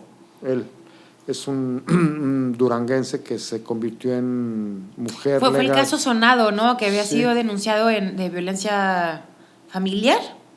Tengo entendido, tenía un problema con su exesposa, la madre de sus hijos. Bueno, y sí, en términos generales, pero fíjate, me da mucha risa porque yo a lo que voy es, ¿cómo es posible que nos hayan orillado en el mundo? Insisto, no es un tema contra un alcalde, un presidente o el gobernador, en el mundo. Están incentivando o orillando al hombre a cambiar de género. Entonces, me decía uno que se cambió de género, me decía, me autopercibo mujer, mi expresión física es masculina, y en mis gustos sexuales soy lesbiana. Es decir, legalmente a partir de ahora soy género femenino para protegerme, para que la perspectiva de género me ayude o para que no me perjudique. Parezco hombre físicamente, pero me gustan las mujeres, por lo tanto soy una mujer lesbiana. O sea, puedo percibirme como mujer, pero mantener todas las conductas de un hombre hetero. Para defenderse de los entuertos de la ley. Digo, esto sería como un vacío legal para con las víctimas incluso. Claro, pues es lo que te digo. A ver, los daños colaterales, las consecuencias no previstas de la ley. Mira, todas las leyes tienen, y es entendible, por eso yo un poco abogo como abogado del diablo, todas las leyes tienen ajustes que hacerse.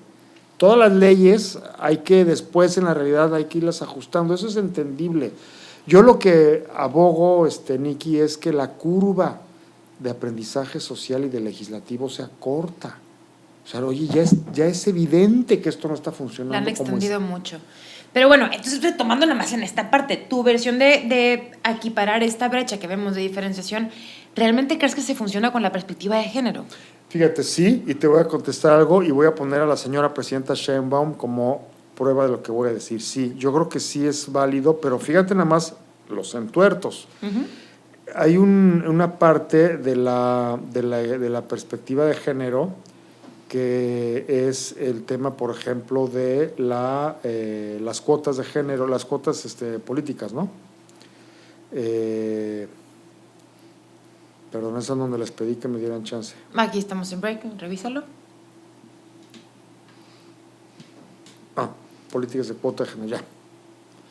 Fíjate, en el tema de la perspectiva de género, uno de los rubros es la de políticas de cuota de género en política, que ya haya más diputadas, más gobernadores, que haya tantos candidatos como...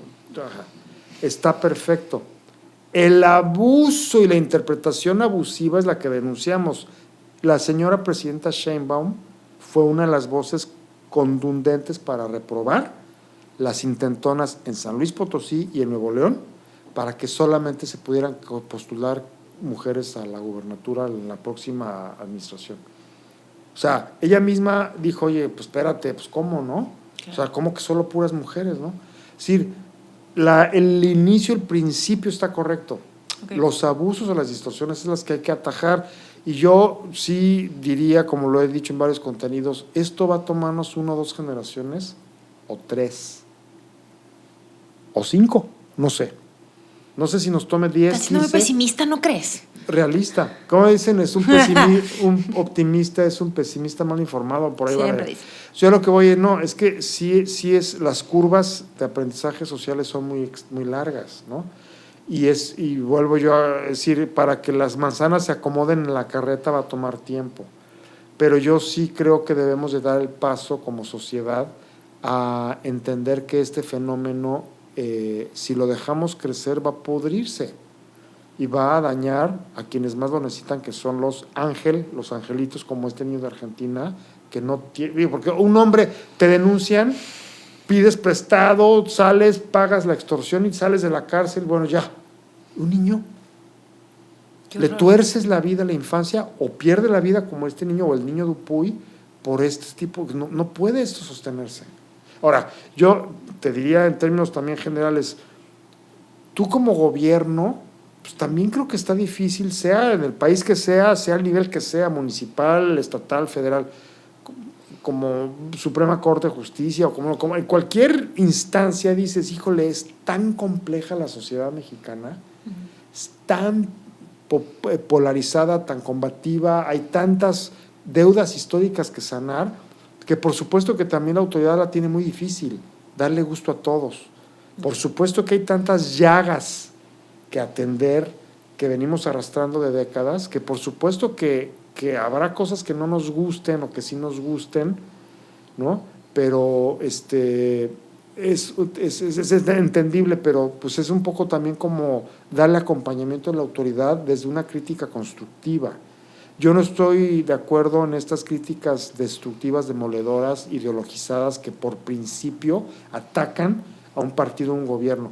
Nosotros hemos sido muy críticos con Morena en Transformalia, sí, pero también con MC, también con el PRI, con el PAN, con Calderón, con Peña Nieto. Sí, nosotros hemos tratado de ser muy plurales en ese aspecto y creo que la audiencia lo reconoce al seguir con nosotros porque ven que estamos tratando de criticar aquello que no vemos que esté correctamente funcionando, ¿no? Claro, y con el objetivo de siempre social, del tejido social, que es lo que corroe, y en este enfoque... ¿Qué es el tejido social?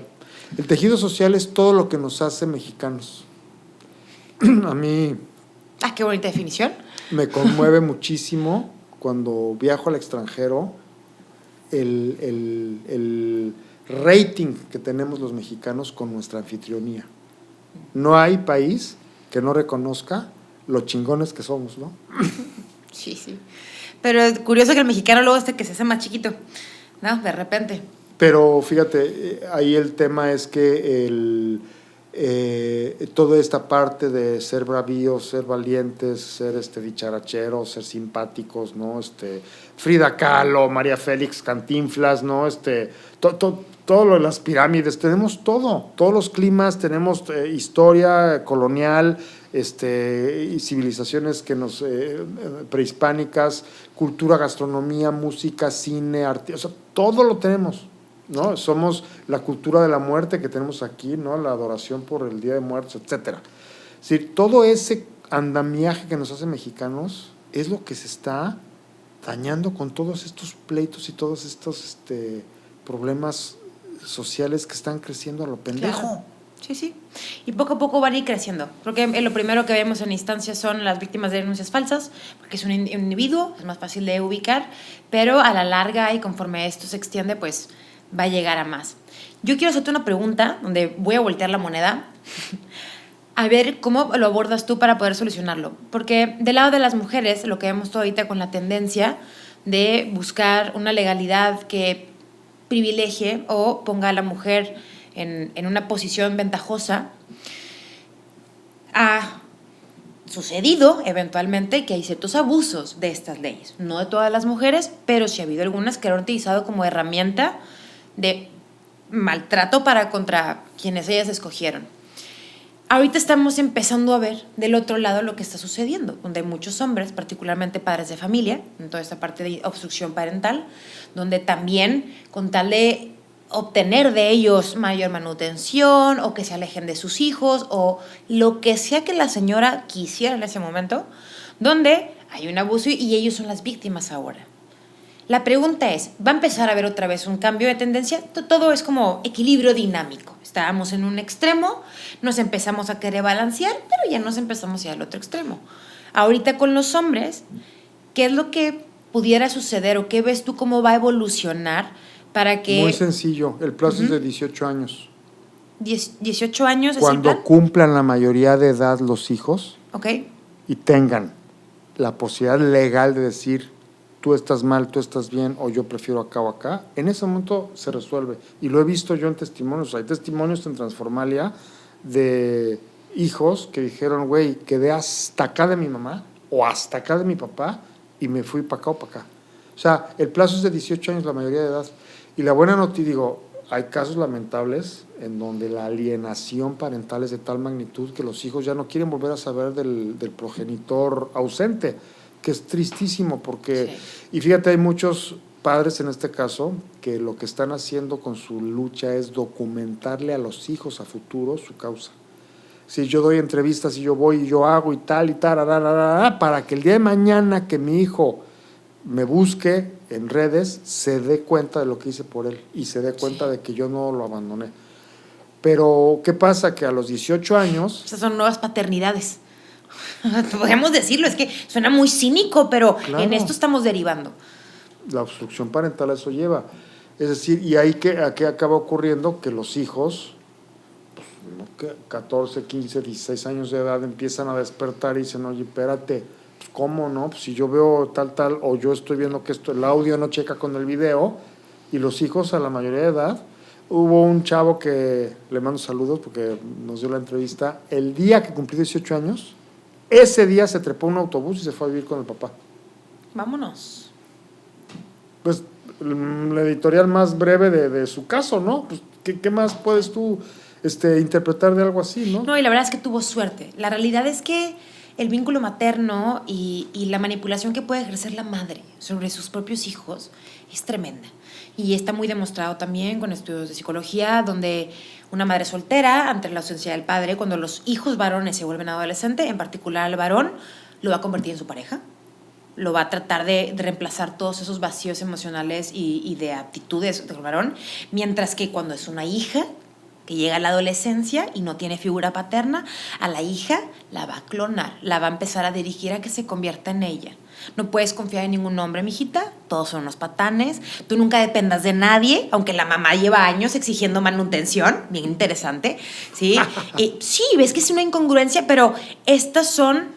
A mí me gusta el posicionamiento de una autora que les llama la herida materna. La herida materna se hereda y es muy fácil de estudiar en perspectivas donde es un contexto muy puntual de la ausencia del padre y qué sucede con la educación y formación de los hijos cuando solo está mamá presente. Decía Nina Massati, esta antifeminista radical que tiene libros, insisto, léanla, es muy buena y está muy documentada. Yo también se la recomiendo. Sí, no, además, pues ¿sabes qué es lo padre? Yo la escuché en una conferencia, la entrevisté, en fin, y hemos coincidido en algunos espacios editoriales y ella al final de su conferencia dice, y todo lo que les dije, aquí está la bibliografía, 34 libros y estudios y documentos y universidades, o sea, estadísticas, o sea, no habla nomás por desde el hígado. Ella fue violentada brutalmente por la mamá y tuvo una violencia de índole íntimo en su vida, o sea, tiene historia personal desde donde hablar. Y ella, de todas formas, dice que la principal violencia contra los hijos viene de la mujer, de la madre. Pero es que es violencia psicológica en la mayoría de los casos, como esta es más difícil de cuantificar. Es estadístico, es decir, no es su opinión, no es subjetivo, sí. Eso es estadístico. Pero a mí me parece incomprensible que el gobierno y la parte de legislación pareciera invisibilizarlo. No quiere verlo, nada más no quiere. ¿Pero por qué? ¿Pero por qué si debería representarnos a todos, si debería proteger a los más vulnerables, que son los niños? Mira, yo creo que es la suma de varias explicaciones. Una de ellas, obviamente, pues es el componente electoral, pues, pero es a nivel mundial. O sea, ¿quién no se puede lavar la cara con una política pro mujer? Uno, dos. Claro que hay una herida de la mujer, yo insisto, o sea, claro que también hay causas que las mujeres dicen, oye, ya basta. Me decía, fíjate, una política de muy altos vuelos, muy conocida, platicando con ella de estos temas, me decía, mira, Raúl, cuando yo era adolescente, tenía que traer junto con mis amigas de la prepa una bolsa de alfileres en el metro, por todas las manoseadas que nos llevábamos, estar picando a los señores. O sea, pero era de meterte hasta el final del vagón, de la manoseada generalizada que era, y les valía gorro, y era un desmadre, y era un abuso brutal. Pero ella misma me dijo, mira, yo fui como diputada, ella dice, yo promoví mucho esto hace unos años, fui de las principales impulsoras de estas políticas, y me entristece mucho que estén derivando en estos abusos, porque está alejando a las verdaderas víctimas de la solución. Yo, fíjate, y no estoy yo de acuerdo en eso, pero mucha gente dice que ya los choferes de taxi no le den servicio a mujeres. Sí, y dice, oye, pues no es así tampoco la solución. Nos vamos a ir a extremos. Nos vamos a ir, pero si no se resuelven esto que está haciendo un clamor, ¿qué va a hacer el chofer? Muchos dicen, hay varios que me han dicho que nos siguen, dice, yo soy chofer y yo ya no le doy servicio a mujeres. Veo y que está rankeada en puntaje conflictivo, como usuaria conflictiva, no, le cancelo. Vale. Porque ya es bronca segura. Para que se enteren, señoras. No, es que muchos no saben todavía que también los conductores pueden ver el puntaje de calificación de los usuarios. De que sí, también. Pero fíjate, hay otro perdón, rápido te platico una historia de terror. Un abogado penalista, que es de la red de Voluntarios Transformalia, me platicó de un caso de un cuate. Fíjate, la mamá, la señora de la tercera edad, vivía en un condominio, en una privada, en el Estado de México. Y llegaron vecinos nuevos a la casa de junto y empezaron de pronto a aventarle basura al jardín y a aventarle, a tosigarla. La señora, pues ya fastidiada al mucho tiempo, le dijo, oye, no te quería decir, pero me están haciendo esto. Entonces él fue y les reclamó. Entonces lo golpearon, lo dejaron malherido, casi inconsciente. Entonces tuvo que ir a denunciarlos al hospital. Y entonces la mujer de la vecina dijo, o retiras la denuncia, o te acuso de violencia, violación y maltrato y amenaza, lo que sea. Y entonces dijo, no lo voy a retirar. Se armó tal lío que tuvo que contratar abogados penalistas y se armó un lío. Creo que con un video acabó demostrando su inocencia y acaba de ganar el juicio él. Por este tipo de ¿no sabes? En donde, pues obviamente, lo que te decía los taxistas solo son una ventana que tiene grabado el incidente. Sí, es lo que podemos ver. Es lo que podemos ver, pero ya hay muchos hombres, muchos varones, yo incluido, que tengo ya cámaras de video hasta donde no te puedes imaginar, pues también para defenderse, pero hay muchos que lo hacen. Protección, qué increíble lo que estamos llegando. Claro. Es que suena absurdo. Yo decía entre broma y risa, pero la verdad se asoma, entre broma y broma la verdad se asoma. Hoy el hombre, ¿qué necesita en su buró? Condones, un video y un amparo. Fijo eso. ¿O no? Bienvenidos a 2026. Esta está muy fuerte, pero es la tendencia actual. Si se sostiene, vamos para allá. Desafortunadamente. Y es a nivel global, para que vean que todavía no estamos en el decibel más alto. Creo que todos estamos de acuerdo en que es algo global y podemos verlo muy puntualmente en casos de España y Argentina, que siento que nos llevan una década de ventaja en todos estos temas. Y déjate que en Estados Unidos además hay un agravante. No sé si en todos los estados o a nivel federal o en algunos estados, pero cuando tienes un problema de estos, te boletinan y ya no puedes conseguir trabajo.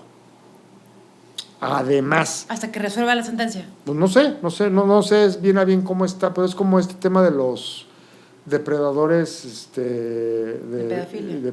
Sí, que tienen que darse de alta en un padrón. O tienen que informar a quien los vaya a contratar. Ese tipo de cosas también ocurre cuando pasa un varón una denuncia de este tipo.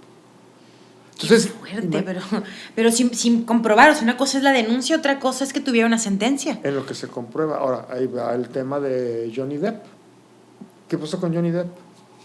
Los videos que grabó él y algunos WhatsApps, creo, lo salvaron de no estar hoy purgando sentencia de por vida. Sí.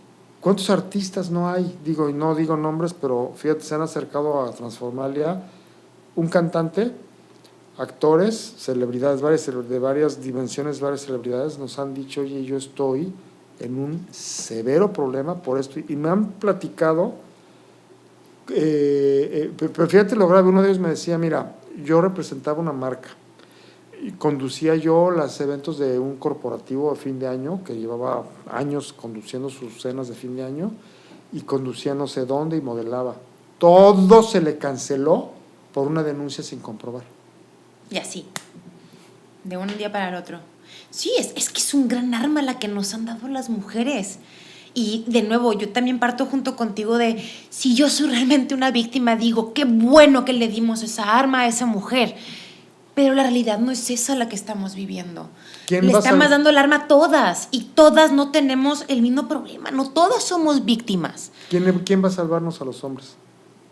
Bueno, aquí yo... Las mujeres. Las mujeres. Nosotras. Claro.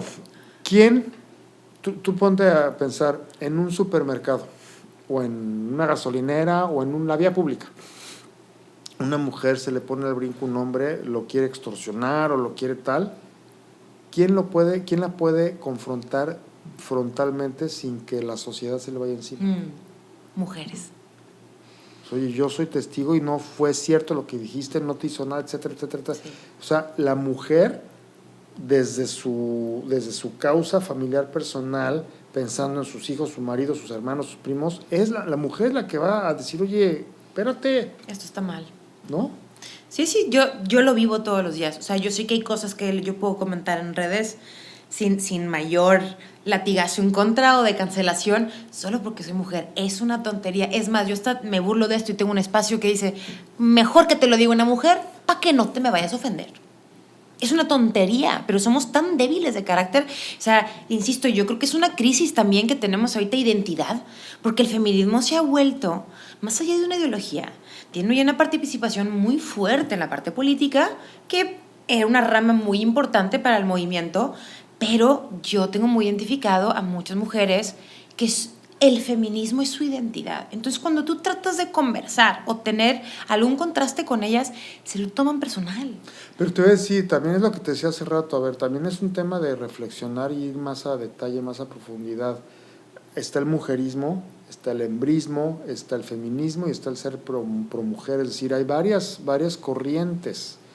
Muchas veces asumes que eres tal o cual sin entender cabalmente lo que estás defendiendo o no. Pero vuelvo a lo mismo, la dosis de realidad es la que te ubica. O sea, es que en la teoría es una belleza.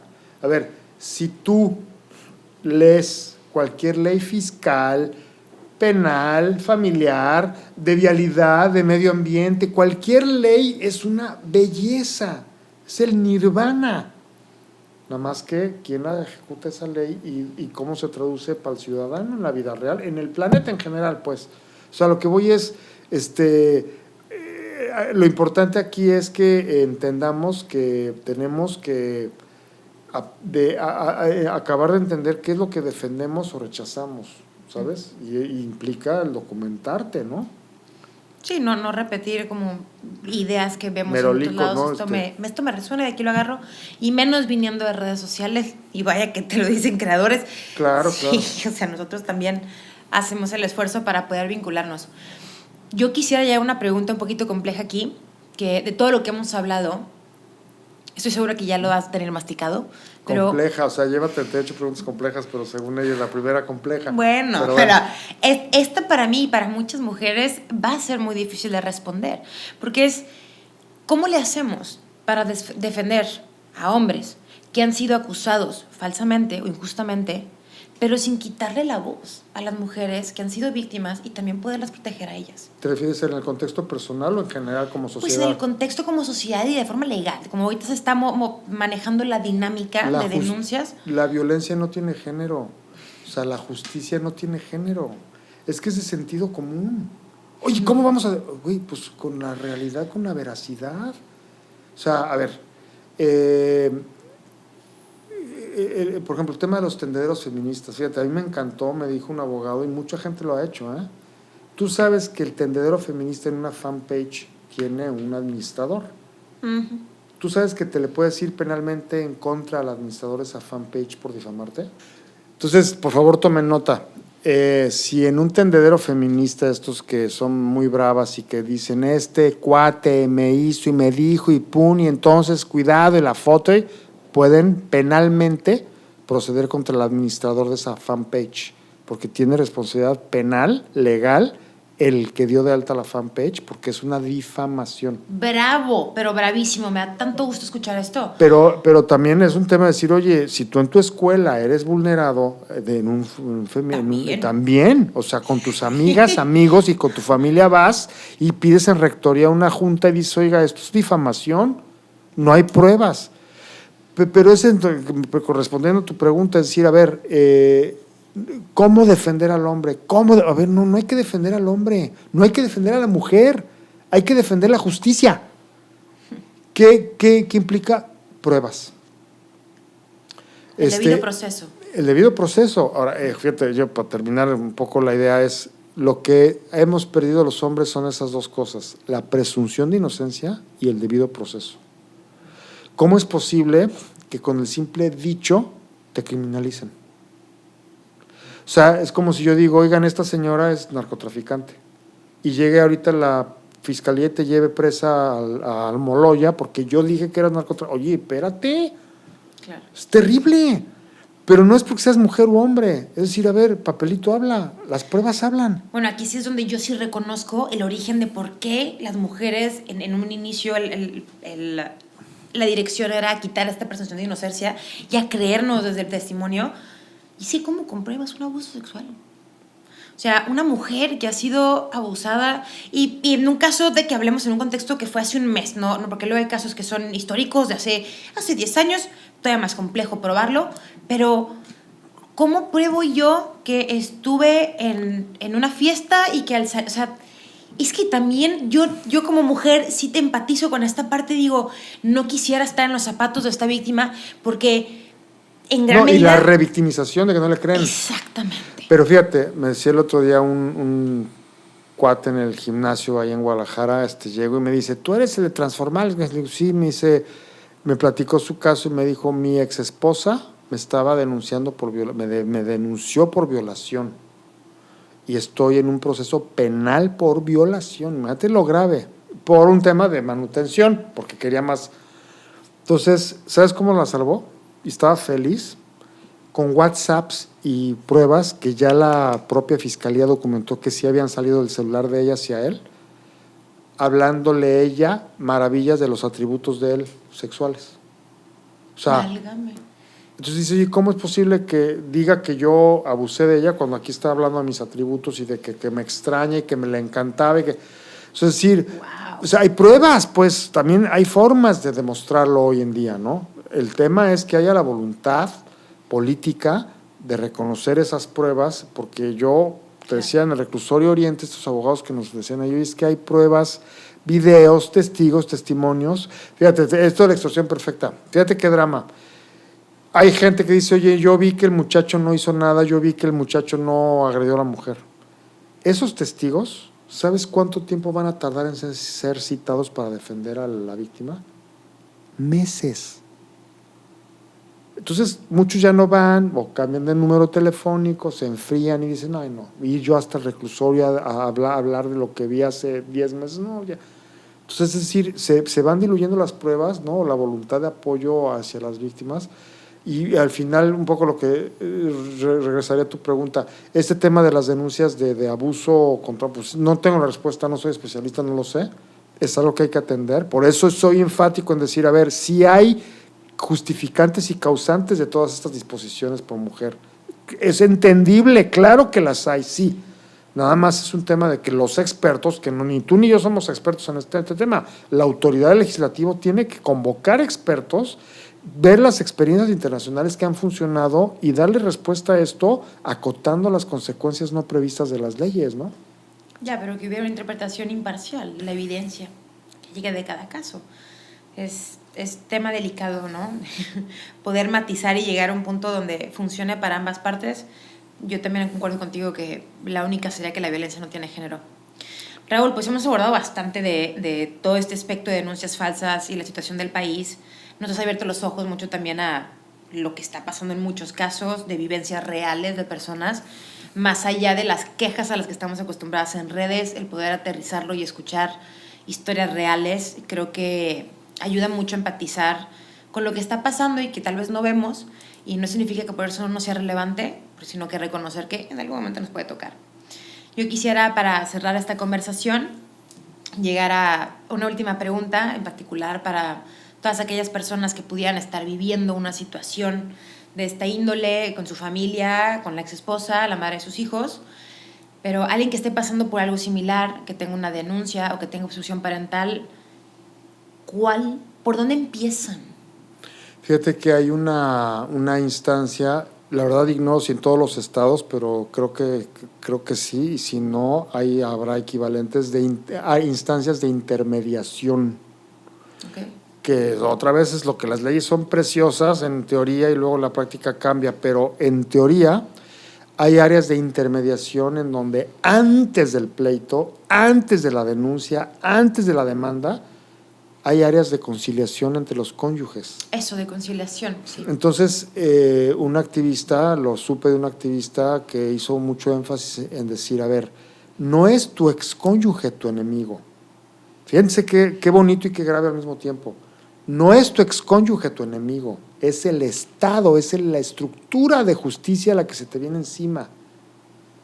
Seas hombre o mujer, principalmente hombre, pero es decir, no te avientes al Estado o al sistema de procuración de justicia con todos estos climas enrarecidos, sin antes intentar una intermediación correcta. Una intermediación, ¿no? Que no te saltes ese primer paso. Sí, yo una recomendación enfática es sí o sí vayan a terapia. Es mejor estar en tus cabales, en control de ti mismo, tus emociones, en un proceso así, que estar como manguera fuera de control emocionalmente. 3, si me lo permites, un libro que a mí me cambió la vida y que mucha gente habrá leído, pero que yo se les recomiendo se llama El Poder del Ahora, de Eckhart Tolle.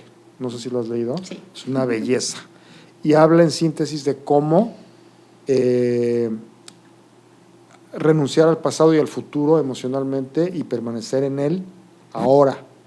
Y eso creo que nos puede dar mucha claridad de dónde queda la justicia en todos estos temas, ¿no? Sí. O sea, porque la brújula ética, la moral, todo este tema acaba ajustándose cuando te escuchas tu voz interior, ¿no? Sí. Y recuerden que el mundo se cambia desde adentro. De adentro para afuera. Muy buenos consejos, la verdad. Creo que sirven mucho, aprécienlos. Quiero agradecerte, Raúl, por tu tiempo en este espacio, lo que compartiste con nosotros, con toda la audiencia. Definitivamente genera un cambio de perspectiva de todo lo que está sucediendo. Muchos no estamos tan informados. Si es que no tienes un familiar, un conocido que lo esté viviendo, te puede pasar de noche todo esto. Y el principal objetivo de esta plática hoy contigo era precisamente visibilizar hasta dónde puede llegar, qué alcances, y escucharlo de la mano de alguien que se ha dedicado en estos últimos años a apoyar a personas y a redirigirlos con aquellos que los pueden ayudar independientemente de dónde se encuentren dentro del país. No sé si quisieras agregar un último final para cerrar este episodio. Agradecerte muchísimo, Nikki, el espacio. Yo también te sigo hace mucho tiempo y yo aprecio muchísimo. Tienes una capacidad de síntesis muy padre y además en estos temas tan delicados, el que tú seas mujer y que busques el equilibrio en las voces es algo que es de agradecerse y yo aprecio doblemente por eso estar aquí hoy. Muchas gracias. Gracias. Que sepamos que esta parte de que si soy mujer y hablamos de estos temas, la principal razón es porque a quienes más nos afectan las denuncias faltas son a nosotras. Esto no se trata de defender a hombres ni de buscar validación masculina. Esto se trata de tener una verdadera sororidad entre nosotras, donde a las víctimas no les quitemos voz, no saturemos el sistema legal con denuncias falsas, irrelevantes, Exacto. que ya está rebasado de por sí mismo. Nuestro mayor acto de amistad y de sororidad para con nosotras y las verdaderas víctimas es señalarnos a quienes están haciendo mal uso. Somos nosotras quienes ahora tenemos el poder de señalar a quienes están abusando del poder. Y es una responsabilidad que viene con un gran poder. Era al revés, pero ya la saben. Quiero agradecerles por acompañarnos, espero que hayan disfrutado. Por favor, que no se les olvide suscribirse, darle campanita, me van a ayudar a tener cada vez mejores invitados. Increíble la plática de hoy. Definitivamente crecemos juntos y espero que le hayan echado coco porque se vale pensar. Gracias. Muchas gracias, Raúl. Gracias.